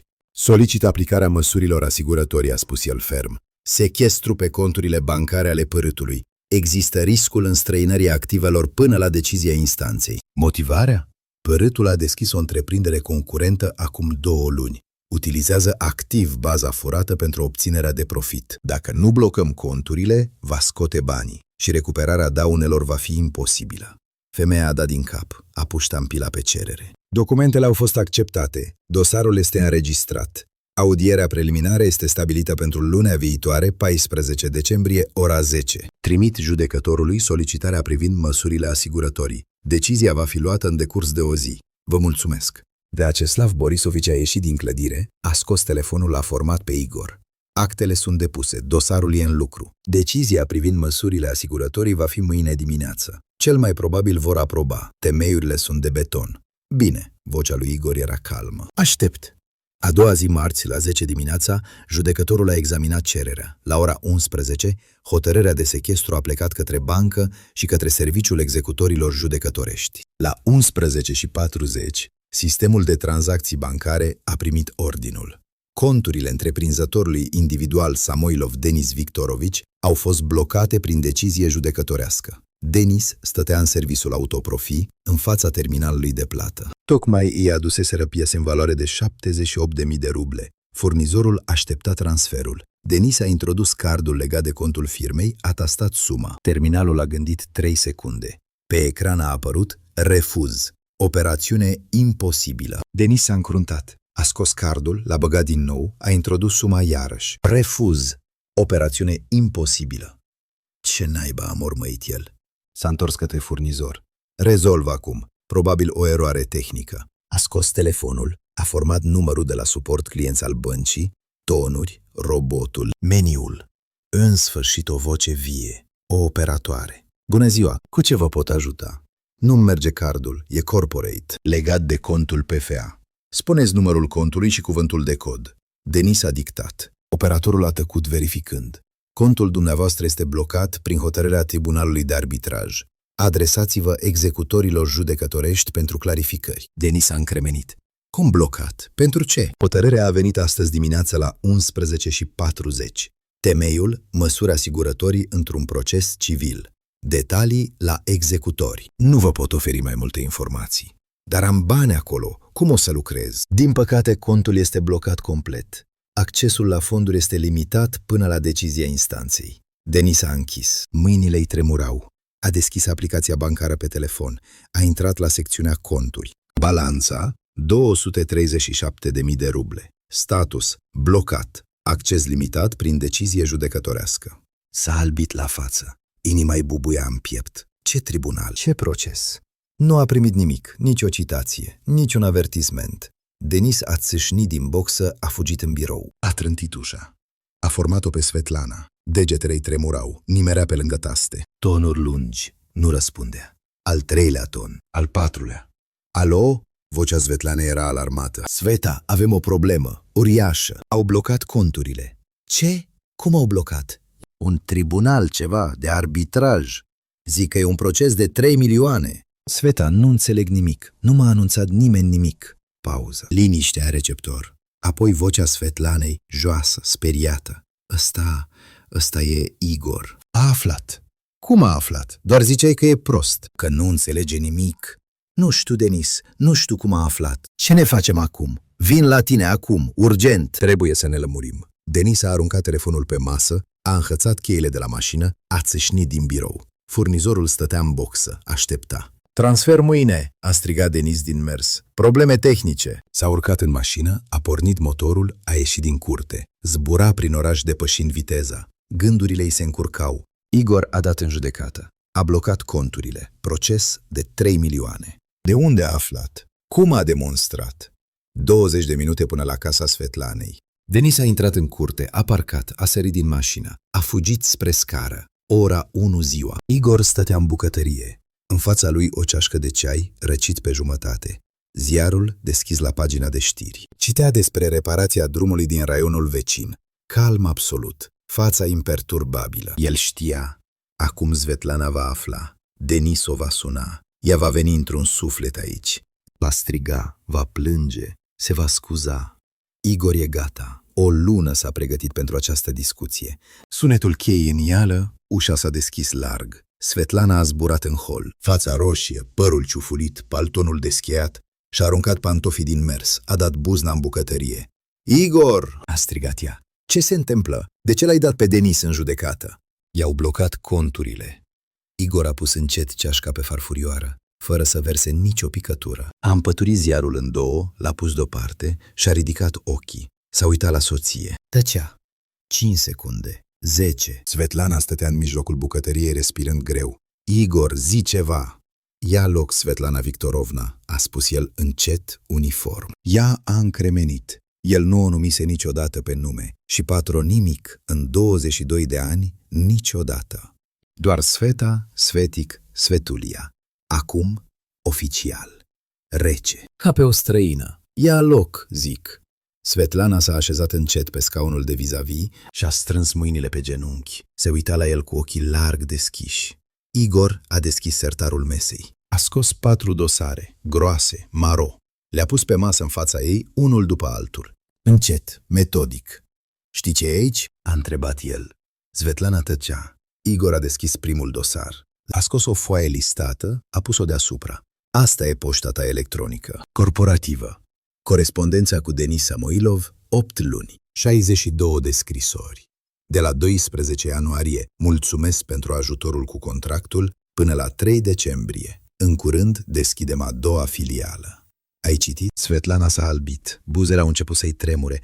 Igor, eu... Taci, ascultă. A deschis al doilea dosar. A scos contractul.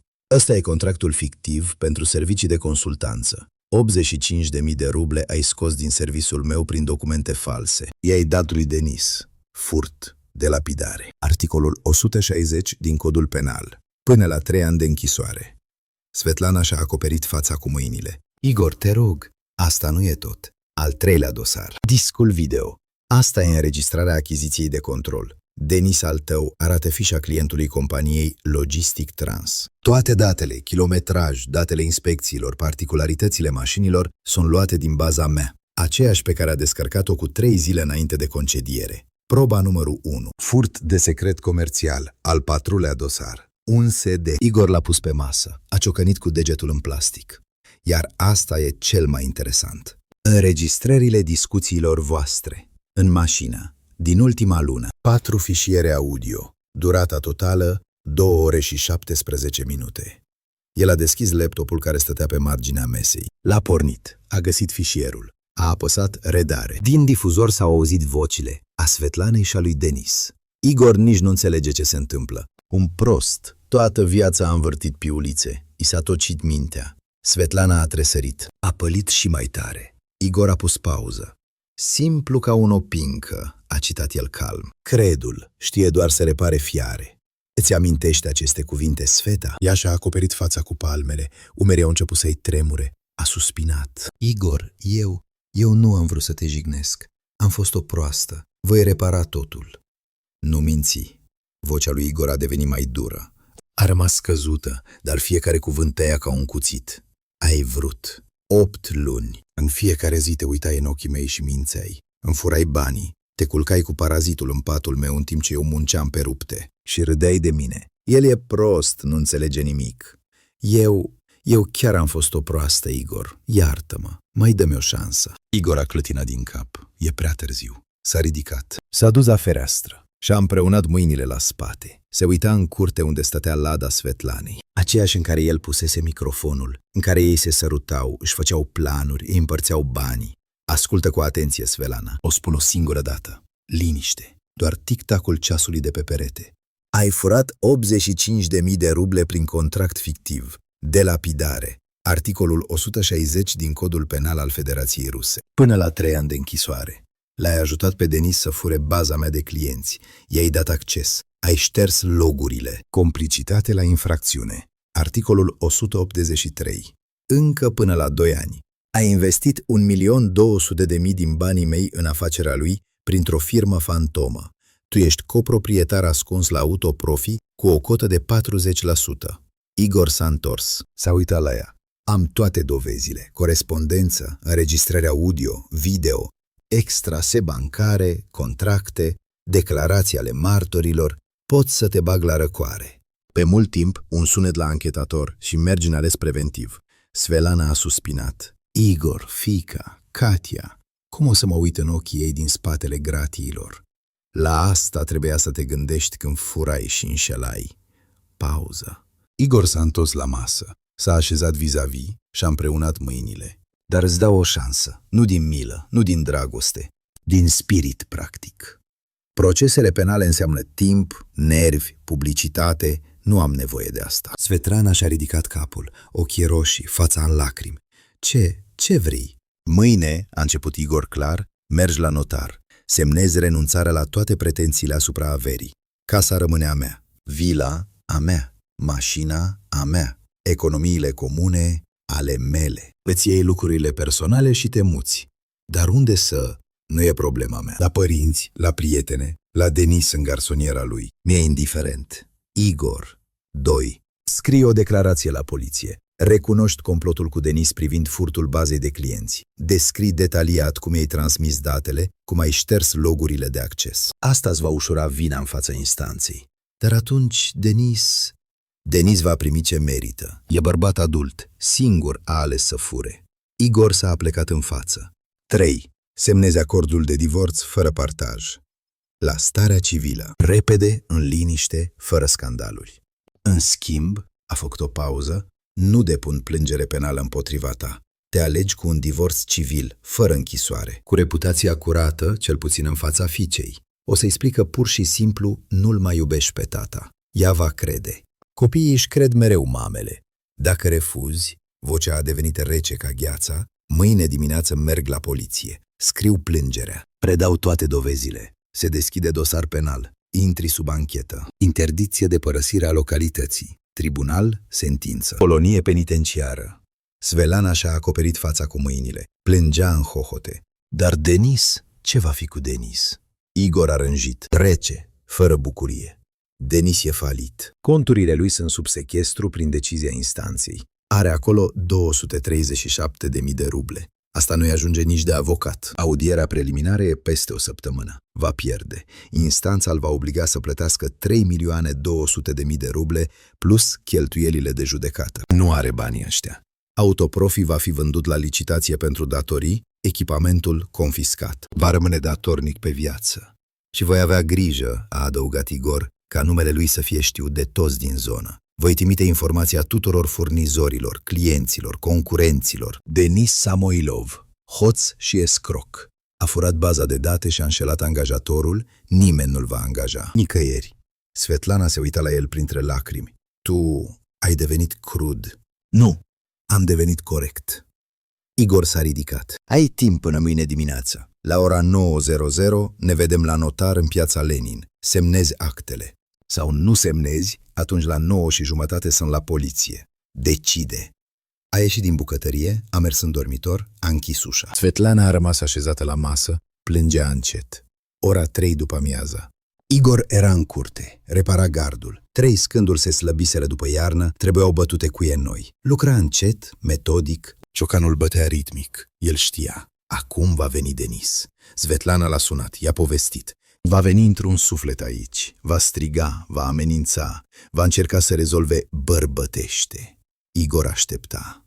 Voia să vadă fața parazitului când acela va înțelege, jocul e pierdut. Peste 15 minute, în curte a intrat o mașină, o Kia Rio albă. Denis a sărit din mașină, a trântit ușa, a venit repede spre Igor, fața roșie, pumnii strânși. Kovaliov, a strigat el de departe. Ce faci? Ce tribunal? Ce 3 milioane? Putem să ne înțelegem omenește? Igor a pus încet ciocanul pe bancul de lucru. S-a îndreptat, s-a întors către Denis. L-a privit de sus în jos. Igor era cu un cap mai înalt, umerii mai lați. 30 de ani de muncă fizică, ridicat motoare, reparații de subansamble grele. Denis părea un puștan pe lângă el. Omenește? A spus Igor încet. Atât de încet încât Denis a tăcut ciulind urechile. Mi-ai furat baza de clienți. Mi-ai folosit soția pe banii mei. M-ai făcut prost pe la spate. Asta e. Omenește? Denis a pălit. A făcut un pas înapoi. Noi nu am vrut să te jignim, așa s-a primit.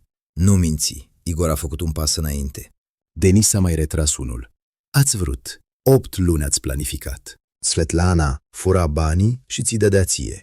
Tu descărcai baza de date înainte de concediere, ai deschis service concurent. Îmi furai clienții. Râdeați de mine. Prostul, știe doar să repare fiare.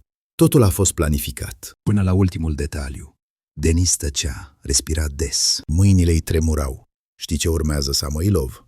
Igor vorbea calm, uniform. Ca un profesor care îi explică unui elev de nota 2 lucruri evidente.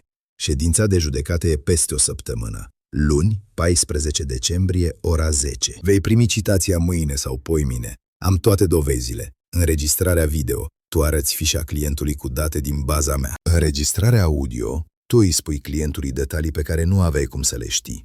Logurile de acces. Tu ai descărcat baza cu 3 zile înainte de concediere. Vei pierde. Instanța te va obliga să plătești 3.200.000 de ruble daune, plus 500.000 daune morale, plus cheltuieli de judecată încă vreo 300.000. În total, 3.700.000. Nu i-ai. În contul tău sunt 237.000. Și aceea blocați. Autoprofi va fi vândut la licitație, echipamentul confiscat, vei deveni falit. Interdicție de a desfășura activități antreprenoriale timp de 5 ani. Denis stătea palid, buzele îi se mișcau, dar nu ieșea niciun sunet. Svetlana va scrie o declarație împotriva ta, a continuat Igor. Va recunoaște complicitatea la furtul secretului comercial. Va descrie detaliat cum îți transmitea baza, cum ștergea logurile. Vei primi o pedeapsă cu suspendare conform articolului 183 cazier judiciar. Asta e pe viață. Nici o firmă normală nu va angaja pe cineva condamnat pentru furt. Peste o lună, toți din oraș și din regiune vor ști. Denis Samoilov, hoț, escroc, gigolo. A trăit pe banii nevestei altria. Și-a furat angajatorul. Voi trimite personal informația fiecărui furnizor, fiecărui client, fiecărui service auto. Numele tău va fi noroi. Igor a mai făcut un pas. Denis s-a retras. S-a împiedicat de o piatră, aproape a căzut. Vei putrezi în sărăcie, Samoilov. Singur, fără bani, fără muncă, fără reputație. Svetlana te va părăsi. E un șobolan. Va fugi prima de pe corabia care se scufundă. Vei rămâne cu nimic. Denis stătea. Fața era udă de transpirație. Respira greu. Kovaliov. Hai totuși, poate ne înțelegem cumva. Îți întorc clienții, îți plătesc cât pot. Igor a clătinat din cap. Nu, e prea târziu. Tu singur ai ales calea asta. Când ai decis să furi de la mine. Când ai decis să te culci cu soția mea. Când m-ai făcut prost. Acum mergi pe calea asta până la capăt. A arătat spre poartă. Ieși din curtea mea. Până nu mă răzgândesc și chem sectoristul. Ai 10 secunde. Denis a mai stat o clipă, apoi s-a întors, a mers spre mașină. Se împiedica, mâinile îi tremurau, abia a nimerit cu cheia în ială. S-a urcat. A pornit motorul din a treia încercare. A ieșit din curte, fără să se uite înapoi. Igor privea în urma mașinii care se îndepărta. Stătea nemișcat, fața calmă. În interior, o satisfacție rece. Capcana s-a închis. Conturile lui Denis sunt blocate. Nu poate lucra, nu poate plăti furnizorii, nu poate da salarii mecanicilor. Autoprofi se va închide într-o săptămână. Svetlana e frântă. Mâine va semna renunțarea la avere, altfel intră la pușcărie. Denis e distrus. Faliment, cazier, rușine. Ei credeau că îl vor juca pe degete. Igor e prost. Știe doar să învârtă piulițe. S-au înșelat. El nu e prost. El e inginer. El timp de 30 de ani a construit mecanisme, a rezolvat probleme, a calculat cu 3 mutări înainte. Răzbunarea este tot un mecanism, complicat, precis. Igor l-a asamblat timp de o lună. Fiecare piesă e la locul ei, fiecare șurub e strâns. Mâine Svetlana va semna actele la notar. Va renunța la casă, la vilă, la bani, va pleca la părinți sau unde va vrea. Lui Igor îi este indiferent. Peste o săptămână tribunalul îl va finisa pe Denis. Îl va obliga să plătească milioane pe care nu le are. Faliment. Sfârșit. Peste o lună, ei nu vor mai exista în viața lui. 22 de ani de căsnicie se vor termina cu un divorț curat, fără scandaluri. Fiica, Katia, nu va afla adevărul. Svetlana îi va spune că pur și simplu nu-l mai iubește pe tata. Fata o va crede. Igor s-a întors la gard, a ridicat ciocanul, a luat un cui. A continuat munca, bătaia ritmică uniformă. 22 de ani a construit. A tras ca un blestemat. A întreținut familia. Ei au vrut să fure, să distrugă, să împartă. Dar el nu e prost. El e stăpânul și el și-a apărat bunul. Dreptatea a fost restabilită. Trădătorii pedepsiți. Hoțul va primi sentința. Trădătoarea va pleca cu nimic. Acum se poate trăi mai departe. Ora 1 noaptea. Serviciul Avtograd. Etajul 2 al blocului administrativ. Camera operatorilor. O încăpere mică de 3 pe 4 metri, lângă camera serverelor. Ferestrele sunt protejate cu gratii de oțel, cu grosimea de 20 de milimetri. Ușa blindată metalică, grosimea de 50 de milimetri, încuietoare electromagnetică cu acces prin cod din interior, pe perete 8 monitoare pe 2 rânduri, imagine alb-negru de la camerele de supraveghere. Camera 1. Intrarea pe teritoriu, poarta și portița pietonală. Camera 2. Parcarea din fața boxelor. Camera 3. Coridorul blocului administrativ. Camera 4. Biroul lui Igor, în colț se vede seiful gri. Camerele 5-8, boxele din interior. Igor stătea în fotoliu în fața monitoarelor. Bea cafea din termos. Alături, pe al doilea scaun, Mihalici. Pe masă, în fața lui, stătea un pistol traumatic Macarici și o stație radio. Igorioc, ești sigur că vor veni? A întrebat Mihalici privind la ecranele goale. Igor a dat din cap. Vor veni.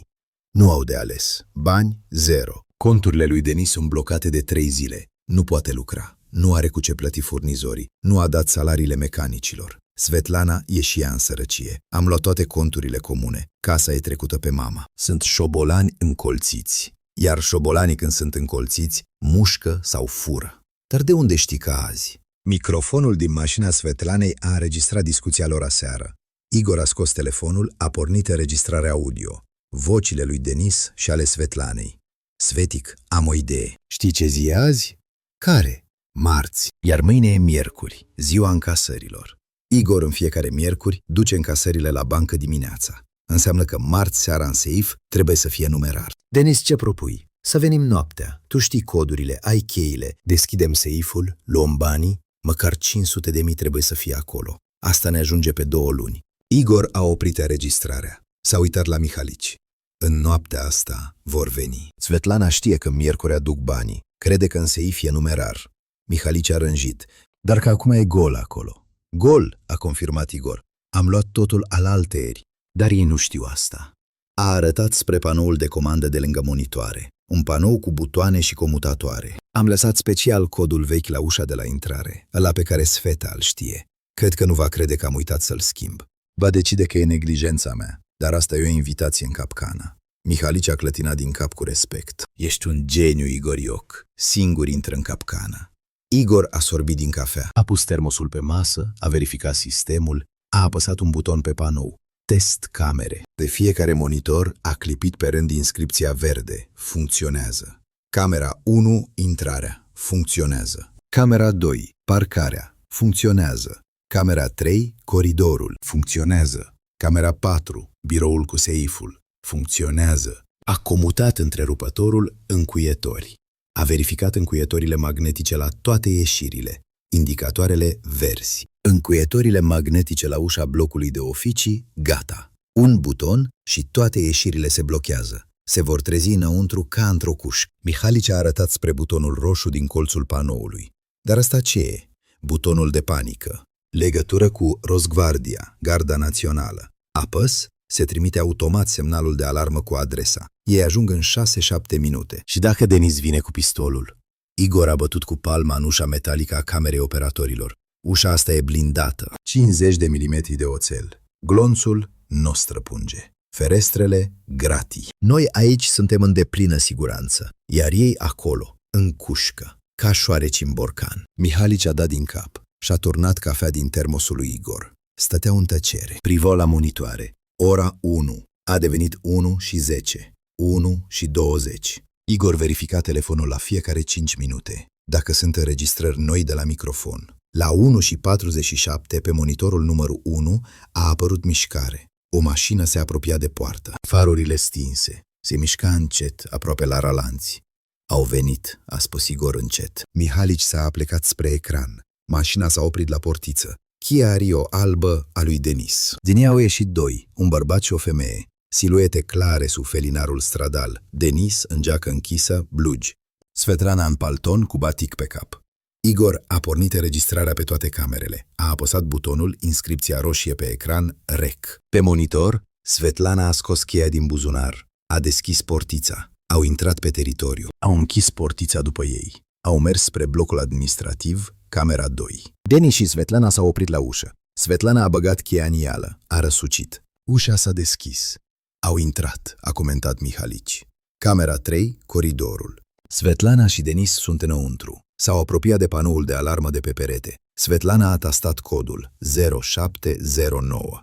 Piuie! Pe panou s-a aprins roșu. Eroare, cod incorect. Svetlana a tresărit. S-a uitat la Denis. A spus ceva. Microfonul de pe cameră a transmis vocea încet. A schimbat codul. Încearcă altul. Denis era nervos. Svetlana a tastat al doilea cod. Ziua de naștere a fiicei, 12.000-2005. Lumină verde. Panoul a piuit scurt, inscripția alarmă dezactivată.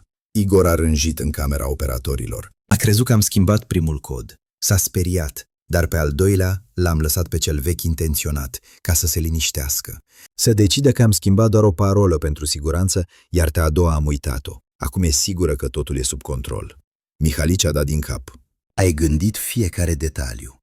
Pe monitor, Denis și Svetlana au mers pe coridor. Au deschis ușa biroului lui Igor. Au intrat. Camera 4. Biroul lui Igor. În colț, seiful metalic gri, 1,20 m înălțime. Denis s-a apropiat de el. A încercat mânerul. Încuiat. Știi codul? A întrebat-o pe Svetlana. Nu, Igor nu mi-a spus niciodată codul de la seif. Denis a tastat câteva combinații la întâmplare. Ziua de naștere a lui Igor. Data înființării servisului. Numărul mașinii. Nimic nu s-a potrivit. S-a îndreptat. S-a uitat în spate la Svetlana. Va trebui să-l spargem. A scos din geanta sport o rangă, lungă, metalică, cu mâner roșu. Mihalici a fluierat încet. Bravo, șobolanule! Articolul se agravează. Grup organizat prin efracție. Igor a scos telefonul. A pornit filmarea. L-a îndreptat spre monitorul numărul 4. Înregistra proba suplimentară. Cum Denis sparge seiful. Pe ecran, Denis a băgat ranga în crăpătura dintre ușa seifului și carcasă. S-a proptit cu piciorul în perete. S-a lăsat cu toată greutatea. Mușchii s-au încordat. Pârghie. Metalul a scârțit încet. Svetlana stătea lângă ușă. Vocea ei tremura. Denis, poate ajunge? Mi-e frică. Dacă pornește alarma. Taci, s-a răstit Denis. Alarma e dezactivat-o. Nu vine nimeni. Aproape l-am deschis. S-a lăsat mai tare. Trosc. Încuietoarea a cedat. Ușa seifului s-a deschis larg. Denis a dat drumul rangăi. A căzut pe podea cu zgomot metalic. S-a uitat în interiorul seifului, a încremenit. Svetlana s-a apropiat. Ei, ce e acolo?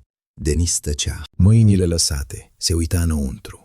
Svetlana s-a uitat peste umărul lui. A pălit. Seiful era gol. Doar o foaie albă de hârtie stătea pe raftul de jos. Ea a luat-o cu mâini tremurânde. A desfăcut-o. A citit cu voce tare literele mari de tipar. Capcana s-a închis. Igor. Liniști. Denis și Svetlana stăteau nemișcați. Se uitau la bilet. Își dădeau seama încet de situație. Denis a șoptit. El știa. El ne-a întins o cursă. În camera operatorilor, Igor a zâmbit rece. A apăsat calm butonul roșu de pe panou. Inscripția blocare uși. Pe monitoare se vedea, ușile blocului de birouri s-au închis simultan. Ușa de la intrare, ușa spre coridor, ieșirea de urgență din capătul holului. Toate. Vjt! Încuietorile magnetice au făcut click, s-au blocat. Pe camera 3, Denis a tresărit. A fugit spre ușa biroului. A deschis-o larg. A țâșnit pe coridor. A alergat până la ușa de la intrare. A tras de mâner cu toată puterea. Încuiat. Lovea cu pumnul în metal. Urla. Microfonul transmitea sunetul în camera operatorilor. Dracu, nu se deschide. Încuietori magnetice. Svetlana a fugit după el. Plângea. Igor ne-a închis. A știut totul de la bun început. Igor a apăsat al doilea buton de pe panou. Proiectoare. Pe monitorul numărul 1 se vede. S-au aprins proiectoarele stradale puternice de pe perimetru. 4 bucăți a câte 1000 de wați fiecare. Lumina albă orbitoare a lovit în ferestrele blocului de birouri. Camera 3. Denis și Svetlana au strâns din ochi. Și-au acoperit fața cu mâinile de lumină. Mihalici a râs, ca șoareci în borcan. Nu au unde fugi. Igor a scos telefonul. A format numărul dispeceratului Gărzii Naționale, Rosgvardia, Direcția Regională. Tonuri 2, 3 au răspuns. Rosgvardia, dispeceratul. Vă ascult. Igor vorbea calm, uniform. Bună seara. Sunt Kovaliov Igor Anatolievici, proprietarul servisului auto Avtograd, strada Zavodskaya numărul 23. Pe teritoriul meu au pătruns 2 răufăcători. Au spart seiful din birou. Au comis furt prin efracție. Solicit trimiterea unui echipaj pentru reținere. Dumneavoastră sunteți în siguranță acum? Vocea operatorului era profesionistă, calmă.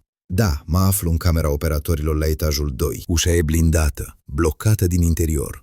Infractorii se află în interiorul blocului de birouri la parter. Toate ieșirile sunt blocate cu încuietori magnetice. Nu pot ieși. Situația e sub control. Am înțeles. Noteți. Adresa, strada Zavodskaya, numărul 23, serviciul Avtograd. Echipajul pleacă imediat. Timpul sosirii, orientativ 6-8 minute. Așteptați. Nu deschideți ușa până la sosirea echipajului. Am înțeles. Aștept. Igor a închis telefonul. S-a uitat la Mihalici. În 5-7 minute vor fi aici. Se uitau la monitoare. Pe camera 3, Denis se agita pe coridor. Încerca să spargă ușa cu umărul, fără rezultat. Ușa e metalică, ranforsată. A lovit-o cu piciorul. A strigat de durere. A fugit înapoi în birou. A înhățat un scaun. S-a întors pe coridor și a luat avânt. A lovit cu scaunul în fereastră. Sticla a crăpat, dar în spatele ei gratii de oțel. Bare groase de 20 de milimetri. Nu le poți sparge, nu le poți îndoi. Denis a aruncat scaunul, a căzut în genunchi și a acoperit fața cu mâinile. Svetlana stătea pe podea lângă perete, plângea în hohote. Mihalici a clătinat din cap. Șobolanii au înțeles că vor crăpa în cușcă. Nu vor crăpa, l-a corectat Igor. Vor merge acolo unde le e locul. În arest preventiv și apoi în colonie. Au trecut 4 minute. Pe monitorul numărul 1 au apărut girofarurile. 3 mașini ale Gărzii Naționale au intrat pe teritoriu prin porțile deschise. Igor controla porțile din camera operatorilor, le deschisese de la distanță. Din mașini au ieșit luptători în camuflaj, veste antiglonț, automate la piept, 6 oameni. Comandantul, un bărbat de vreo 45 de ani, grade de major. S-au apropiat de intrarea în blocul de birouri. Comandantul a încercat ușa, încuiat. Igor a apăsat butonul interfonului. Difuzorul de afară s-a pornit. Aici, proprietarul obiectivului, Kovaliov Igor Anatolievici. Mă aflu în camera operatorilor la etajul 2, în spatele ușii blindate. Acum vă deschid încuietorile magnetice. Înăuntru sunt 2 infractori. Un bărbat de 32 de ani, o femeie de 51 de ani. Neînarmați. Se află pe coridorul de la parter. Comandantul s-a uitat la camera de deasupra ușii. A dat din cap. Am înțeles. Suntem gata să intrăm. Deschideți încuietorile. Luptătorii s-au aliniat la ușă. Armele pregătite. 2 în stânga, 2 în dreapta, comandantul și încă un luptător direct în fața intrării. Igor a apăsat butonul. Deblocare uși. Pe monitor se vede. Încuietoarea magnetică a făcut click. Becul verde deasupra ușii. Comandantul a tras ușa spre el. A deschis-o larg. Luptătorii au dat buzna înăuntru. Automatele înainte. Voci puternice, clare. Mâinile la ceafă. Imediat. La podea. Cu fața în jos. Repede. Camera 3. Coridorul. Denis și Svetlana stăteau în mijlocul coridorului. Au încremenit. Mâinile s-au ridicat încet, s-au pus pe ceafă. La podea. Culcat. S-au lăsat în genunchi. S-au culcat pe burtă pe gresia rece. 2 luptători s-au apropiat. Rapid, profesionist, le-au sucit mâinile la spate. Au închis cătușele. Brățările metalice s-au strâns pe încheieturi. Al 3-lea luptător a percheziționat buzunarele lui Denis. A scos telefonul, cheile, portofelul. Le-a pus într-o pungă pentru probe. Al 4-lea a percheziționat-o pe Svetlana. Chei, telefon, batistă. Comandantul vorbea prin stație. Situația este sub control. 2 reținuți. Nu opun rezistență. Nu există amenințări. Se poate intra. Igor s-a ridicat din fotoliu, s-a uitat la Mihalici. Hai să mergem. Au ieșit din camera operatorilor. Au coborât scările la parter, au mers pe coridor spre intrare. Pe Denis și Svetlana îi ridicaseră deja în picioare. I-au pus la perete, mâinile la spate, în cătușe. Svetlana plângea încet. Denis se uita în podea cu fața cenușie. Igor s-a oprit la 3 metri de ei. Cu mâinile în buzunarele gecii, calm. Denis a ridicat capul. L-a văzut pe Igor. Fața ei s-a schimonosit de ură. A strigat. Tu mi-ai înscenat asta. Ne-ai ademenit intenționat. E o provocare. Igor se uita la el rece. Nu am ademenit pe nimeni, Samoilov. Ți-am dat o alegere. Puteai să pleci din oraș, să uiți de mine, să începi viața din nou undeva în altă parte. Dar tu ești un șobolan. Șobolanii nu pot altfel. Știu doar să fure și să roadă. Denis s-a smucit înainte, dar luptătorii l-au apucat de umeri. Îl țineau strâns. Igor s-a apropiat cu un pas. Vocea a devenit mai scăzută, dar fiecare cuvânt tăia. Mi-ai furat baza de date cu clienți. Asta a fost prima ta greșeală. Articolul 183. Obținerea ilegală a secretului comercial. Instanța ți-ar fi dat o pedeapsă cu suspendare. Poate scăpai doar cu amendă. Dar ai venit aici noaptea.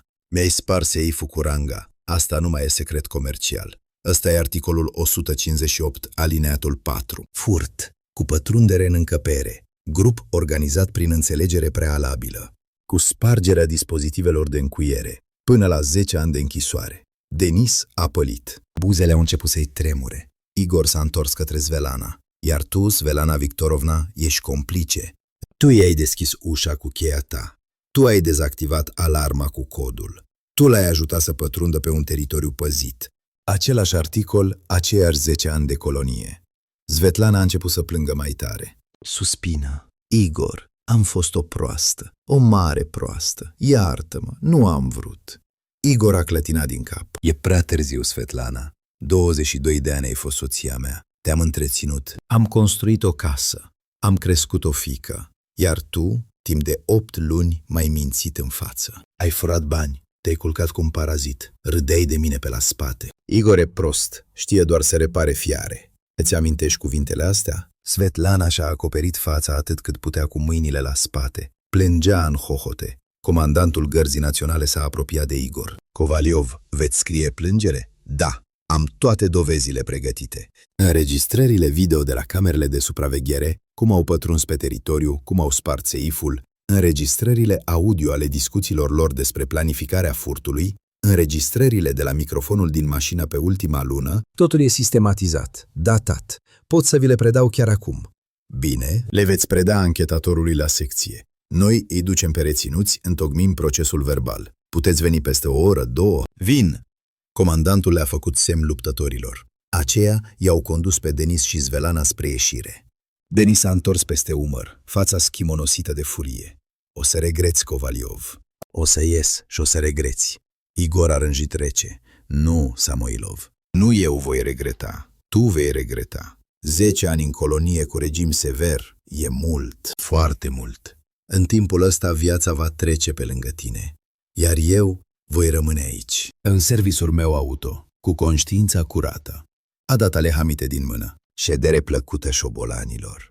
Pe Denis și Svetlana i-au scos afară. I-au urcat în mașina Gărzii. Ușile s-au trântit. Mașinile au plecat. Girofarurile clipeau în întuneric. S-au dus. Igor stătea la intrare. Privea în urma mașinilor care se îndepărtau. Mihali s-a apropiat, l-a bătut pe umăr. Gata, Igorioc. Capcana s-a închis. Șobolanii au fost prinși. Igor a dat din cap. Da, acum va începe procesul. Dar e o formalitate. Sunt atâtea dovezi încât avocații vor ridica din numeri. Sentința e una singură. Pedeapsă cu executare. S-au întors înăuntru. Igor a urcat în camera operatorilor. A oprit înregistrarea camerelor. A copiat toate fișierele pe un stick pentru anchetă. A încuiat încăperea. Peste o oră a ajuns la secția de poliție. A scris plângerea. I-a predat anchetatorului stick-ul cu înregistrări, documentele, listările corespondenței. Anchetatorul a primit totul, a făcut inventarul. A spus că peste 2 zile vor stabili o confruntare. Igor a plecat acasă. Era 4 dimineața. S-a culcat. A dormit liniștit, fără vise, pentru prima dată într-o lună. Epilog. Au trecut 6 luni. Iunie, vară, soare strălucitor. Serviciul Avtograd lucra la capacitate maximă. Toate cele 6 boxe erau ocupate. Clienții s-au întors. După închiderea Autoprofi, mulți au apelat din nou la Igor. Unii își cereau scuze, spuneau că l-au crezut pe Denis pe cuvânt. Igor îi primea pe toți. Afacerea e afacere. Important e să lucrezi cinstit. Igor stătea în birou. Același birou unde stătuse seiful spart. Seiful fusese înlocuit cu unul nou, modern, electronic, cu cod din 12 cifre. Pe masă, o ceașcă de ceai, o mapă cu documente. Vis-a-vis stătea Olga Petrovna Krasnova, noul contabil șef. 48 de ani, văduvă, 2 copii mari. Cinstită, deșteaptă, cu experiență. Igor a găsit-o prin cunoștințe. I-a verificat recomandările. A angajat-o acum 3 luni. Olga Petrovna îi arăta raportul pe trimestrul 2. Igor Anatolievici, priviți! Încasările pe trimestru au crescut cu 23% față de primul trimestru. Baza de clienți a crescut cu 32%. Profitul net după toate taxele și salariile, 1.870.000 de ruble. Igor a dat din cap. O treabă bună, Olga Petrovna. Continuăm în același ritm. Ea a zâmbit. Mulțumesc. Mă bucur să lucrez într-o companie onestă. Au discutat planurile pentru trimestrul 3. Trebuie cumpărat echipament nou pentru diagnoză. De angajat încă un mecanic. Fluxul de clienți crește. Poate deschide a 7-a boxă, extind teritoriul. Olga Petrovna a plecat. Igor a rămas singur. A deschis sertarul mesei. A scos o fotografie. Fiica, Katia. Fotografie recentă. Acum 2 săptămâni venise din orașul unde studiază la institut, anul 4. Stăteau în bucătărie, beau ceai. Katia l-a îmbrățișat pe tatăl ei și i-a spus: Tati, bravo ție! Ai apărat ceea ce ai construit toată viața. Sunt mândră de tine. Ea nu știa detaliile. Igor i-a povestit doar în linii mari. Mama a înșelat, a furat bani, a comis o infracțiune, tribunalul a condamnat-o. Corect. Katia a primit vestea calm. A spus că simțea de mult. Mama era cam ciudată în ultimele luni. Nervoasă. Mințea despre întâlnirile cu prietenele. Igor a pus fotografia înapoi în sertar. S-a ridicat. S-a dus la fereastră. Privea la boxele din curte. Mecanicii lucrau. Uite-l pe Mihalici sub capota unui Volkswagen, reglează ceva. Uite-l pe tânărul Anton schimbând plăcuțele la o ladă. Uite-l pe Serghei Petrovici, sudorul, sudează o tobă de eșapament la un camion. Oameni cinstiți, muncitori, nu hoți, nu trădători. Igor și-a amintit procesul. Acum o lună s-a pronunțat sentința. Svetlana Victorovna Kovaliova. Articolul 158 din Codul Penal al FR, alineatul 4. Furt în grup organizat cu pătrundere în încăpere și spargerea dispozitivelor de încuiere. 6 ani de închisoare. Colonie cu regim general. Samoilov Denis Viktorovici. Același articol, plus articolul 183, furt de secret comercial, recidivă, condamnat anterior pentru escrocherie cu suspendare. 8 ani de închisoare. Colonie cu regim sever. Instanța a luat în considerare toate dovezile, înregistrările video, audio, corespondența, declarațiile martorilor. Igor a avut calitatea de parte vătămată. A povestit totul bazat pe fapte, fără emoții, așa cum un inginer întocmește un raport. Avocații Svetlanei și a lui Denis au încercat să conteste. Au vorbit despre provocare, dar judecătorul a respins. Igor nu i-a ademenit. Au venit singuri noaptea. Au spart singur seiful. Infracțiunea e evidentă. Sentința a intrat în vigoare. Apelul a fost respins. Svetlana e acum într-o colonie din regiunea vecină. Denis într-o colonie cu regim sever la 300 de kilometri distanță.